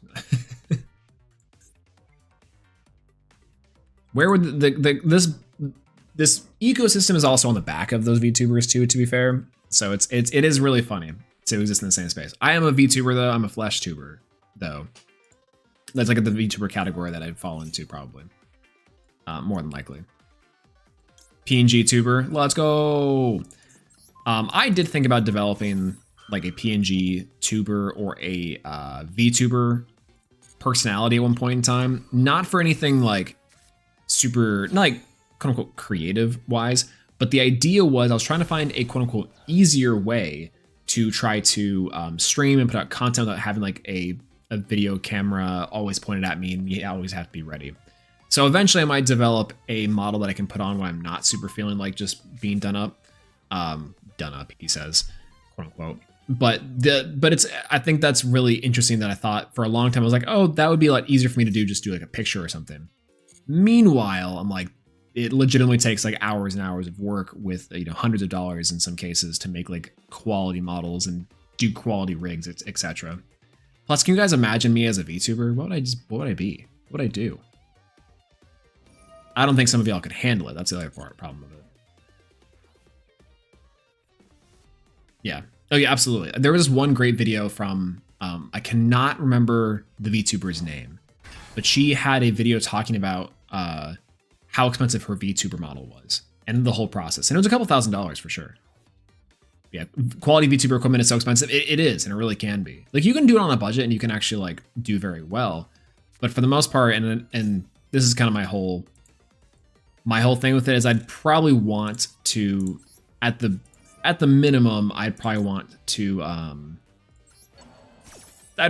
have something, I don't know, something on par with like, I don't even know enough VTubers to say who would it be on par with, but who knows? Maybe one of these days you'll pop in. It's like one of my style changes will literally just be VTubing. Just House Husbando VTubing. Get dual logs on this, and we'll see. But I do have a scheme for that whenever it comes up. Just know, I'm telling you guys this now. Eventually, if you see Swolelax as a VTuber persona somewhere or anime husbando somewhere in the future, just know it was planned and calculated. I'm just letting you know that right now. It's been in the mind for a little while, this idea that I have had kicking around. Not from me per se, but eventually. And it'll have to do with something more specific. But we'll get there in the future. Soon TM. Excuse me. But yeah, what would you want your VTuber model to be? I don't know yet. Again, that's part of the problem that I have with some of the stuff is like doing it myself is I just don't know. Either the persona, the idea would be like it's a cutesy like husbando type, or I'm like a cook or an apron. Like a sleepy teacher is also one. Obviously, what's his face from My Hero Academia is like a really funny one because I think that also works. But sometimes I'm just like more animated than that. An Ernie's persona. Who? Isawa. Yeah, Isawa. Yeah. That I feel like I could probably fit into well. Like that kind of archetype of like, I don't know what that would really be called per se. It's been a little while. But yeah, Aaron Neo's persona would be crazy. Could you imagine? Oh, come on. Gunkin, SUSHIP, Shari. Okay. So here's the crazy part. I can actually activate this because these are Gunkin SUSHIP cards, which is really funny. I don't know what else they could activate here. Probably Eternal Favorite. Yeah, there we go. Let's see. That is banished or in the graveyard. Neither player can activate cards or effects when that monster is special summoned. Okay, that's fine. But it also distracts the long hair and the tired energy shenanigans. Okay. Uni class on board. Now what? We'll see. If SUSHIPs were getting new support, what would you want them to be? Honestly, I would really want them to get like one more good extender. I would love for one more good extender because I feel like right now, like there's a lot of good supplemental engines that we can play with them. But for the most part, it's like, it feels like they're missing just one more card that gets them to their mainline engine. And then unfortunately, we'd also have to give them an XYZ card for the new little bit. And I think that's ultimately what it would have to be. Is something like that. It'd have to be like a combination of the actual support mixed in with the with an extender, probably. You do have a deck list posted for this. I do not yet actually know, but we can go over it here in a second too. Effectively, this is what the deck looks like from the quick deck check scene. It's 42 cards with a 15 card extra deck. It's predominantly XYZs and Links, partially for the event that we did a little while back. But it is, I think, a fairly strong deck in that way. But we can definitely go over here in a second, for sure. Honestly, I really should get back into posting some of the deck profiles for sure. Ooh, Ikuta class is really good here. We'll do this. We will special summon this. I think this goes into almost our full combo. We're just going to go into this and see if we hit. We do hit. Oh my god. We're crazy. These two ships need more overlays. Like, oh, actually, that would be crazy. Like, you're stacking different levels of the ships, which is wild. That would be crazy. That would be really good, actually. Whoa, holy. Insane idea, by the way.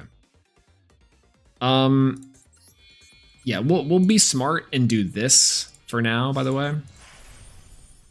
We'll go Merrymaker. We'll go Merrymaker effect.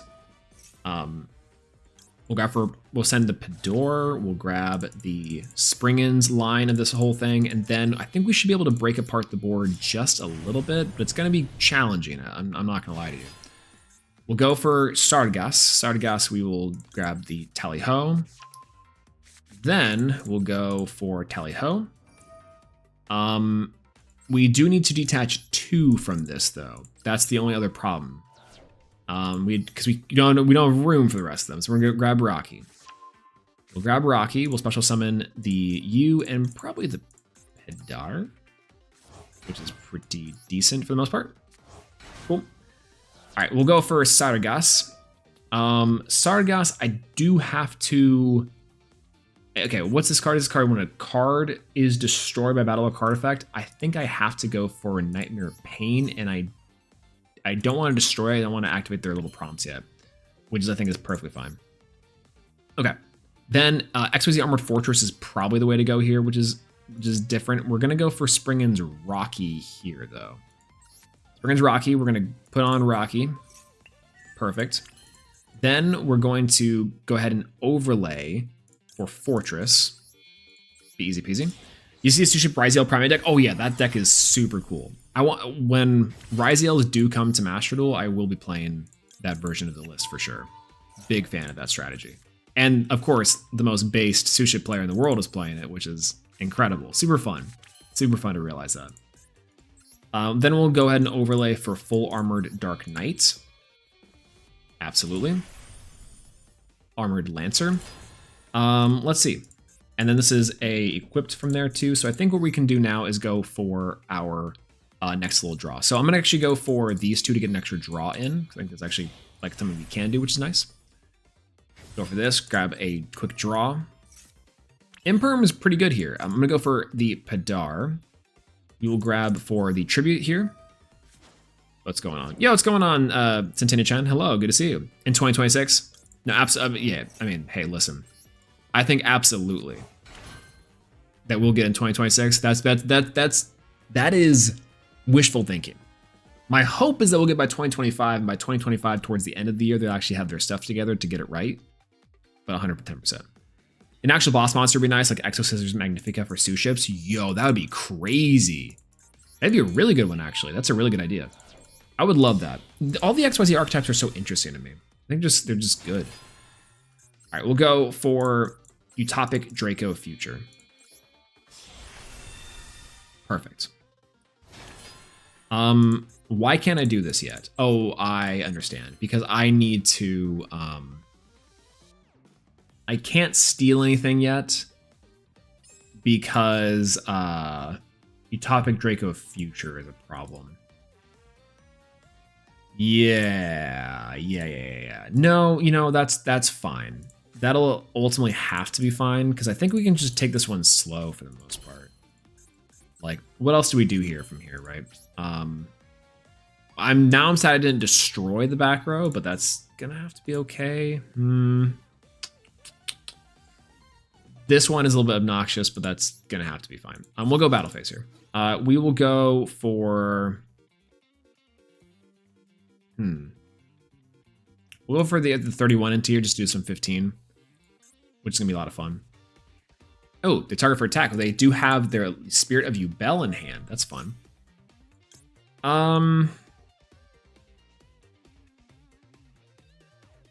I like the idea of this one detach one material. I'm sad that we don't get to do this Armored XYZ immediately. We do get to negate the effect, which is really nice. Absolutely. Destroy this. Not super helpful because they do get the effect, and then also they get to do the effect of potentially the Unchained Soul Yama. Which is going to be kind of obnoxious, but we'll deal with that when we get there.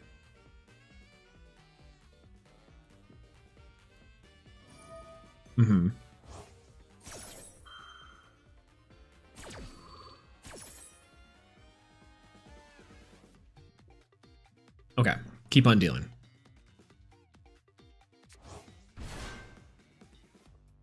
Is this ranked? This is ranked, yeah. We are currently, I think this might be our rank up game. I could be wrong. Into Plat 3, or Plat 2. We've been slowly climbing with a bunch of different decks, so at the moment we're just grinding with SUSHIPs, but we previously were doing Heroes, did a little bit of Neos, did some Flame Swordsman, which is super fun. And now we're on this one, which I think is pretty good overall. All right, I'll just go Sargas into the puppy.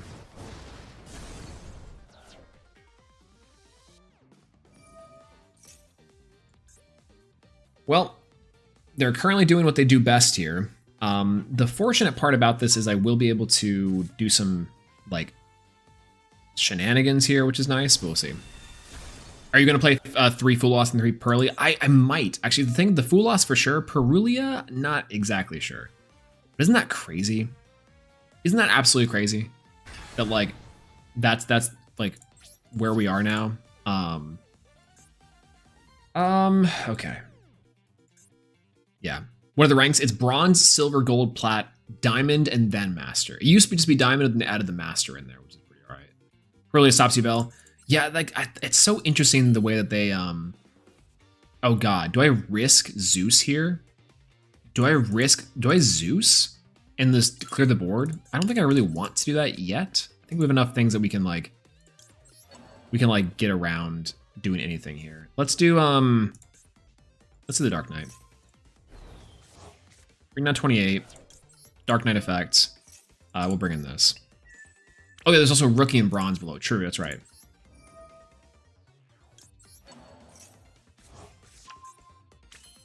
Okay, we'll just end here.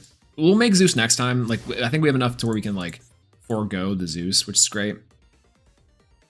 But yeah, no, absolutely. When that comes out, it's so funny. I did not even realize that in like exactly like a day, we get the next cards in the packs and stuff. Isn't that crazy? We're gonna have to pull for those. We haven't had to pull for a staple in a long time. We'll have to go farming. They're all URs, so cool. Really cool. I unfortunately have to take Utopic Draco Future that. Isn't that crazy? Yeah. So what's the use for playing Zeus? I see it's a lot of XYZ decks. So Zeus is a really cool card that allows you to, I think I do have to do this. And I think I actually have to bounce back, like, probably the Mature Chronicle and destroy it. Yeah, Zeus, effectively what you can allow you to do is when you attack with an XYZ monster, you can overlay this card on top of that XYZ monster, regardless of the rank, which is super nice. I'm banishing this card and probably the OG Ubel. What it allows you to do is gain an interruption even whenever you're effectively out of interruptions. It's kind of like the general gist of it. Because when you detach two materials from this card, non-once per turn, you can send every single card on the board, except for Zeus, to the graveyard. So it's send, which is really nice, non-targeting destruction. It's not even just, that's not like a destruction. It's massive board clear, which is super nice. That is a big body of 3,000. A lot of really good reasons to play Zeus, but one of the biggest reasons is that it's just like a really strong interruption for a board after you've already kind of helped clear something with this. So it's more interruptions, really. But you can overlay over any XYZ monster that can be overlaid, which is the big draw of it.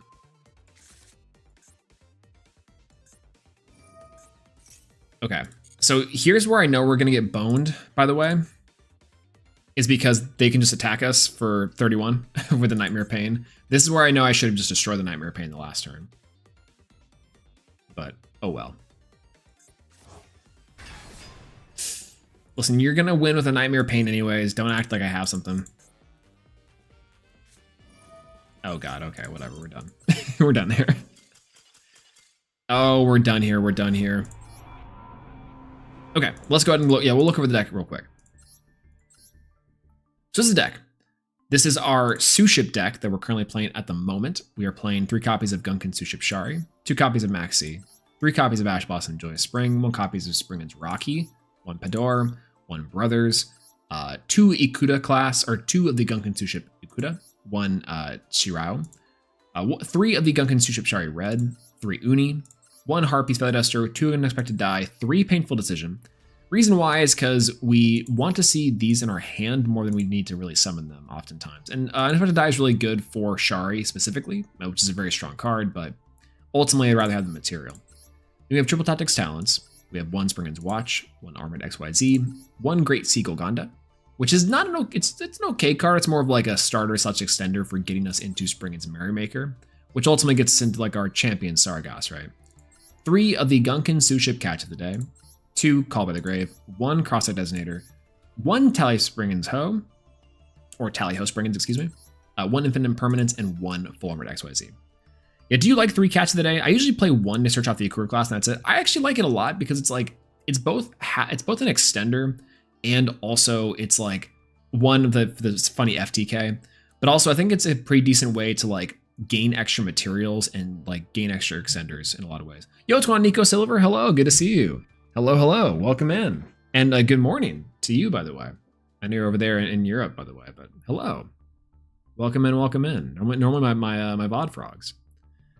For the action deck, we have 1 Utopic Future, 1 Draco Future. You could exclude these cards, but they're pretty powerful. They're just a nice little cherry on top to the rest of the strong engine. We have 1 Trident, 1 Shakanine, 1 Time Thief Redoer, 1 Merrymaker, which goes into the Champion Sargas, 1 Okuda class, 1 Shirao, 1 Uni class, the Super Dreadnought, 1 Armored XYZ Fortress, 1 Dark Knight Lancer, 1 Champion Sargas, the champ, 1 Zeus, 1 IP, and 1 Little Knight. Fairly straightforward deck for the most part, but the idea is that we're trying to spam a bunch of bodies on the field. That way we can make bigger bodies in our boss monsters and our links, and then go nuts. And that's it. Simple as that. Simple as.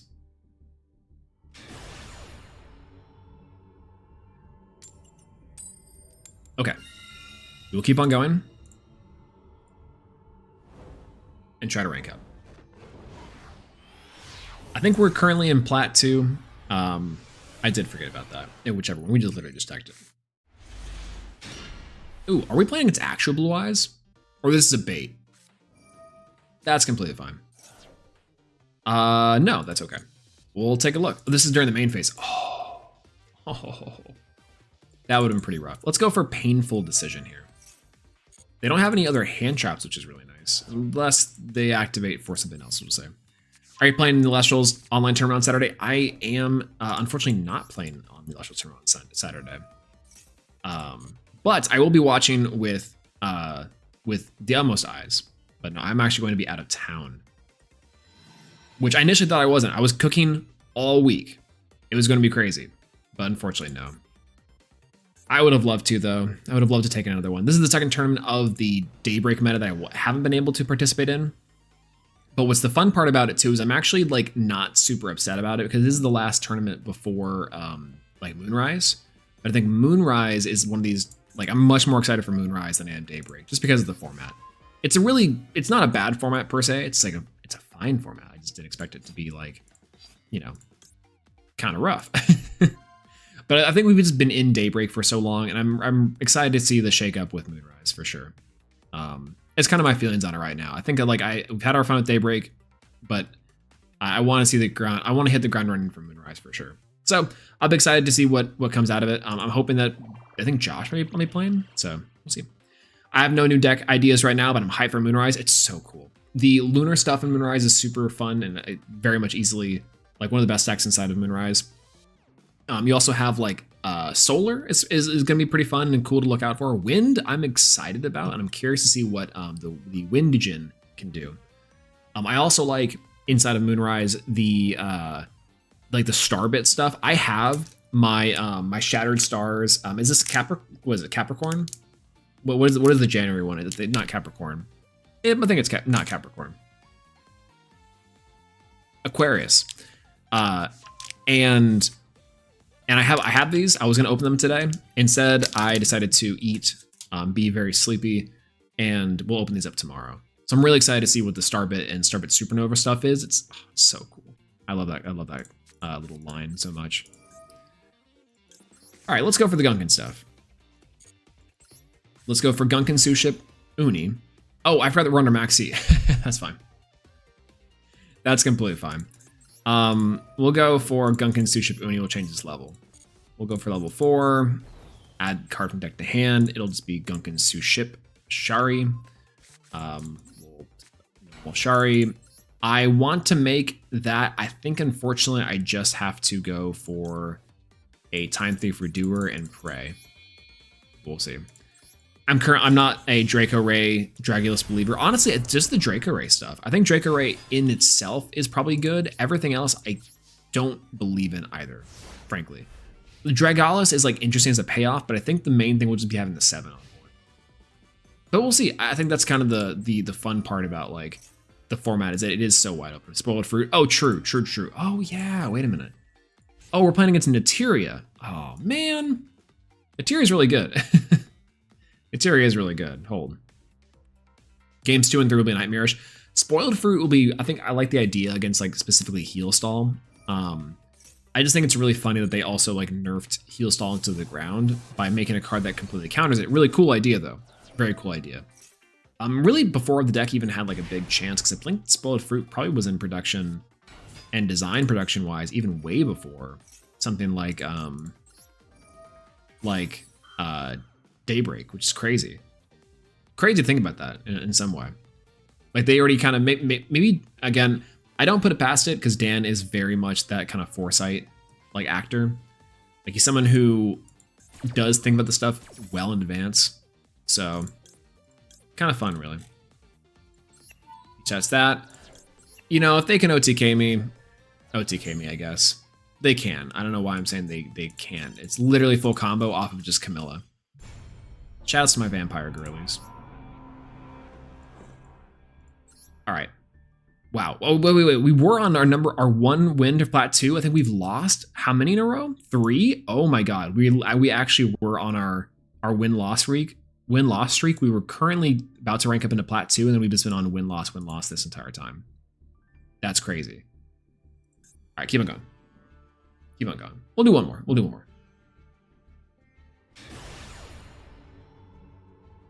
one more, then I definitely have to get some sleep. Or eat after this, because I'm actually feeling kind of hungry.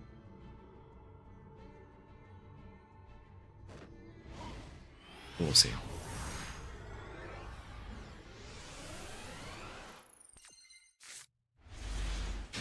Ooh, our hand's not great. We're probably playing against Runic, which I really hope we aren't. We'll see. We'll see.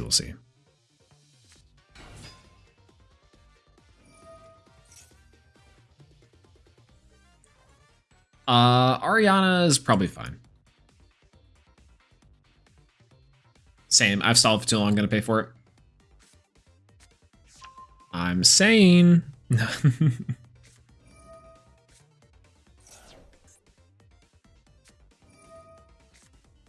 Oh God. Can I mess relax? No, absolutely. Have a great night, and thanks for so much for being here and for hanging out this tonight. It was a lot of fun getting to know you and talk to you for a little bit. I hope you have a great rest of your night and a good sleep. As well, I hope that if you are eating before you go to bed, hope your dreams are good. Sometimes I get nightmares, but have a good night, and I'll talk to you later. Hopefully we'll see you around soon.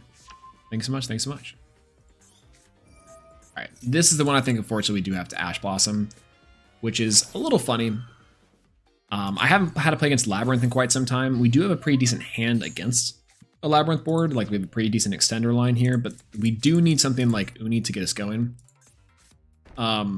We do have an out for their Coup Clock, which they do have in hand now, so gonna be kind of unfortunate, but that's okay. Okay. So here's the problem. We can summon red, and then it goes immediately into their shenanigans, which I think is gonna be kind of our downfall. We can activate the Shirao. Perfect. We can go for Shirao. Then we cannot bring anything else with the Shirao. That is our main issue here. So in a way, we're forced to go into our Merrymaker line. Effective Merrymaker. Dimensional Barrier.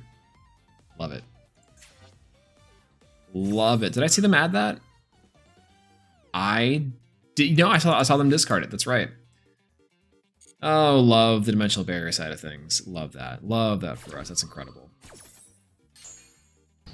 Kind of wish I put this in defense position now, but that's maybe just me. I guess we'll go and we'll set the Armored XYZ. Will pass. Oh no! I meant to cover the grave. No. Match Shield's officially been out long enough for its first meta deck, Drytron, to receive Nostalgia Legacy of Support. Crazy. Wait, no, cooking. Actually cooking.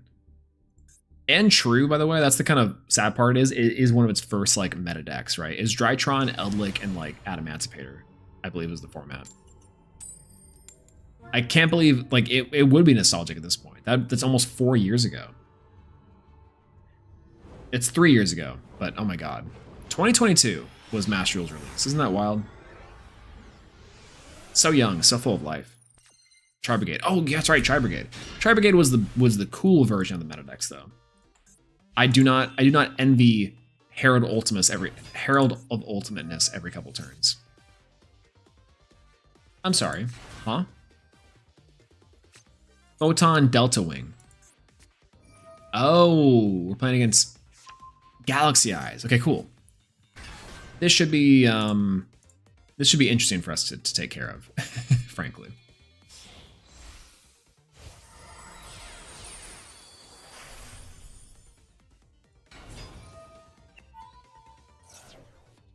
Okay.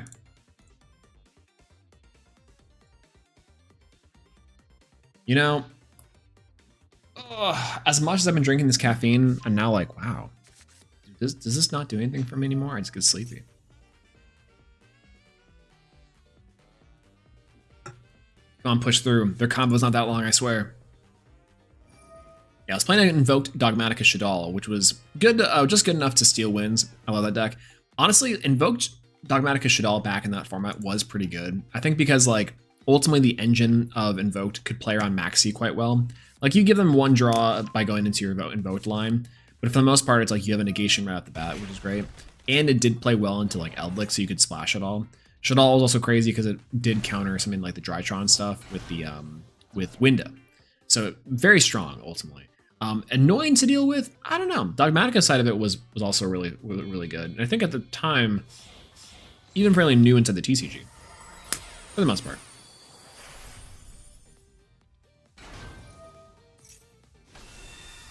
Wow, they're going through animation turbo here.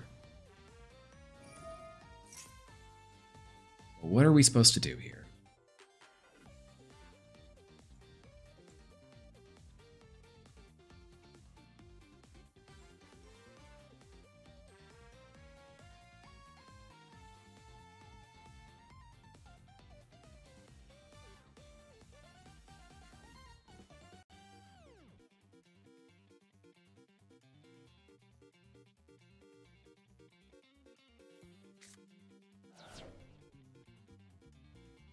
What'd they banish? Trident? Oh, that's funny.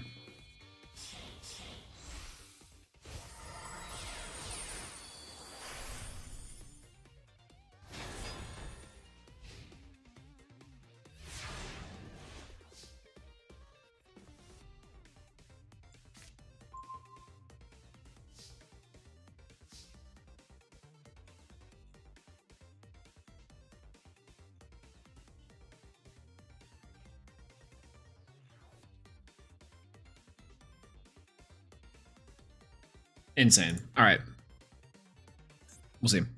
When do you think they'll do a Fortnite Season Style 1 Nostalgia event? Honestly, I don't know if they'd ever would do a Fortnite style nostalgia event in here. They might do Master Duel Classic, like with like the times, like try and take us back to 2016.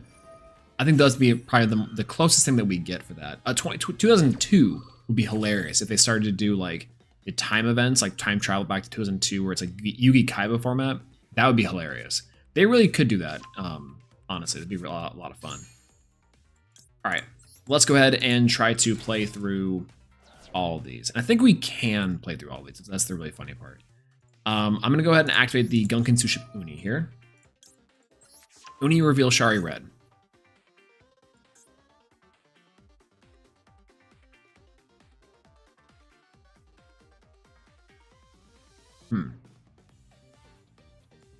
What? Okay, cool. They're just reading. No, we'll keep that on in the hand. We'll go ahead and go for Uni. We will go ahead and change its level to 4. And then I think what we're gonna do is go through a different line for the most part. Change to level 4. We will add a Shari to our hand. Okay, so now we're gonna go for the Shirao line, I think. We'll go ahead and go for Gunkin SUSHIP Shari, red. We'll go ahead and reveal the Gunkin SUSHIP Shari. We do have enough material, enough extenders to probably play through this board. I just don't know what we all do here. So this one's quick effect. Banish plus summon that. This one is negate an effect and destroy the card. That's pretty good. And then we have a mysterious back row. That's fine. We did not use our normal summon yet, so I'm gonna go ahead and use the Gunkin SUSHIP Shirao. One Photon Dragon that's in your graveyard or banishment and summon it from our Photon player. I actually don't even know what these Photon cards really do. I think they just look cool. Okay, let's go ahead and I think the back row is the only thing now we have to worry about particularly, which could just be an infinite impermanence, but that's perfectly fine. Uh-huh. So they get to banish one card from our extra deck, which is, again, perfectly okay. Pretty much the only thing that we really care about them taking is the champ, which I think they took already. No, I don't think so, not yet. But they might do it now. That's probably the smartest thing for them to do. I think they just don't know what to banish from our deck yet, which would make a lot of sense, because why would they care about SUSHIP? Ah, okay, cool. That's okay. They don't actually know what the real best cards in our decks are. All right, one more card in the extra deck. We're going to have to try and get rid of it, which I think is funny. So let's go ahead and just go for Gunkin SUSHIP Shroud.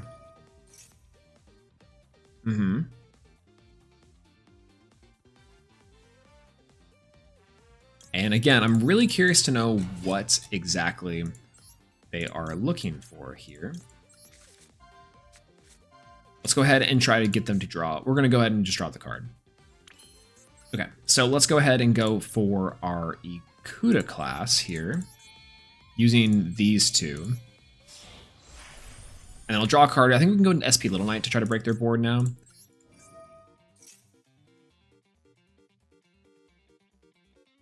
Maybe did I know they searched the back row? Maybe the back row is something that they searched. Trance, not trance. It could be. Nope, I don't think I know it. Okay, cool. We'll go for Shari. Then we'll go for IP Masquerena.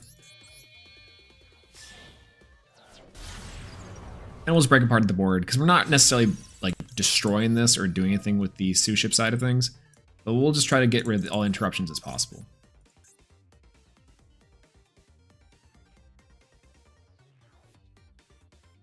And otherwise, we can just clear the board as normal. And have SP Little Knight and our Zeus come back, which is going to be really great. It was Forbidden Droplet. Oh, God, that's actually really bad for them. Okay. We'll go for you and you for Merrymaker. We'll go Merrymaker Effect here. Uh-oh. Ash Blossom? Did you draw a card that's Ash Blossom bait here? They do have Ash Blossom. That's perfectly fine. Ash Blossom is a little bit of bait here. We actually would rather them go for something else. Or that we'd rather them not Ash Blossom something else, really. Let's go for Sargas. Kind of a fun one, too. We still get one extra material inside the graveyard, but that's okay. We'll grab Tallyho Springans. We'll go for Tallyho Springans. And we do have to detach only 2 from this, which is unfortunate. That's okay. So we'll go for deciding. We'll grab the, I think the Hadar is better here, probably. And we'll special summon a monster to the field, go for the 2, go for 1, and go for 2. Easy peasy. We will go for Sargas here. Sargas will target this card to destroy. Yes. Get him out of here. Then we'll go for Springan's Fedora if you have a link monster in the field. Anything in the graveyard? No. No here. We'll attach this to our Springan's Merrymaker. We'll go Springan's Merrymaker here. We'll go for Armored XYZ Fortress on the board. Then we'll go ahead and go for Armored XYZ Fortress. We will detach 2 material. Add Armored XYZ. Add Armored XYZ. Then we'll go for Armored XYZ Knight. Pretty easy. Let's see. Nothing about targeting, I think, which is nice. Okay, we'll go for Armored XYZ here. We will target the Ikuta class. We'll give it to SP Little Knight.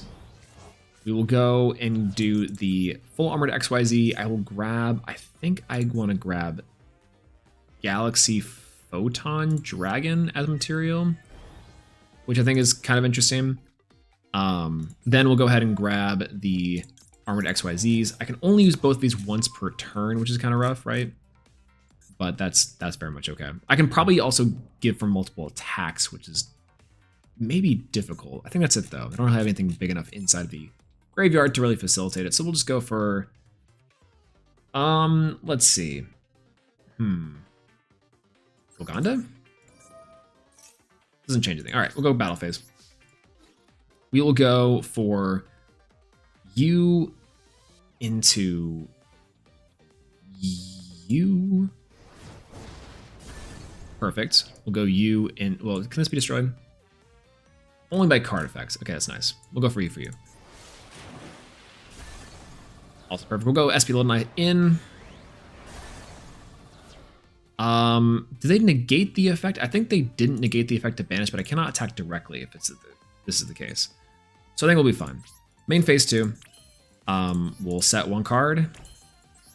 And I think we'll have to pass there. Okay, so our board's pretty good. It's SP Little Knight, it's full armor Dark Knight Lancer, and our champion Sargas. Played through an entire Photon combo, leaving them with 3 cards and an open board. And we have a pretty decent setup on our end. So I think we'll be chilling with this one, but we'll just wait to see. Easy peasy. SUSHIP best deck, let's go! Let's go! All right. Cool. Now let's go ahead and grab our dailies, because easily, I'm glad that we got these. And then we should go to bed. Thank you so much for being here with me, everyone.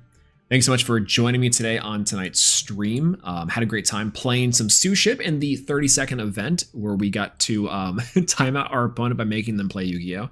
I should have a short coming out here in, actually, you know, it's funny, under 12 hours, which is, again, gonna be one of the meanest ones I've put out in a long time. It might stir up the pot a little bit. But if you guys do watch it and do see it on your timeline, make sure to leave it a like as well. Maybe share it to some people if you want to spread the love a little bit. It really does help out the channel a lot. And speaking of that, if you are here for the night, thank you so much for being here. I really do appreciate each and every one of you for hanging out with me in chat and being here, keeping me sane, frankly. If you haven't liked the stream already, make sure to leave a like. If you guys want to as well, subscribe to the channel and follow me on Twitter and all that good stuff for the algorithm, etc., all the things I hate to say. But gonna get some sleep. Absolutely. Thank you so much, Nico, for being here. And so you have a good rest of your day over there across the way. And everyone, thank you over on Twitch for hanging out with me as well. Everyone on YouTube and beyond. I'll talk to y'all a little bit later. I had a great time. If it's late for you, get some sleep. If it's good afternoon, morning, or night, I hope you have a great rest of your day, evening, or afternoon, night, wherever it is in the world that you are watching this as well. Take care of yourself first and foremost. Go get some food. If you haven't already, I probably will get some myself just a little bit before bedtime. And then, as you can tell, I'm probably like mad sleepy right now. I could just fall asleep on site. It's crazy. But either way, I'll talk to y'all later. Thank you so much for the SUSHIP games and SUSHIP captains. I will talk to y'all later, maybe later this week for a Hero or Neos stream. That'd be kind of fun. Outside of that, I'll talk to you later. All right. Peace out. Bye-bye. Bye-bye.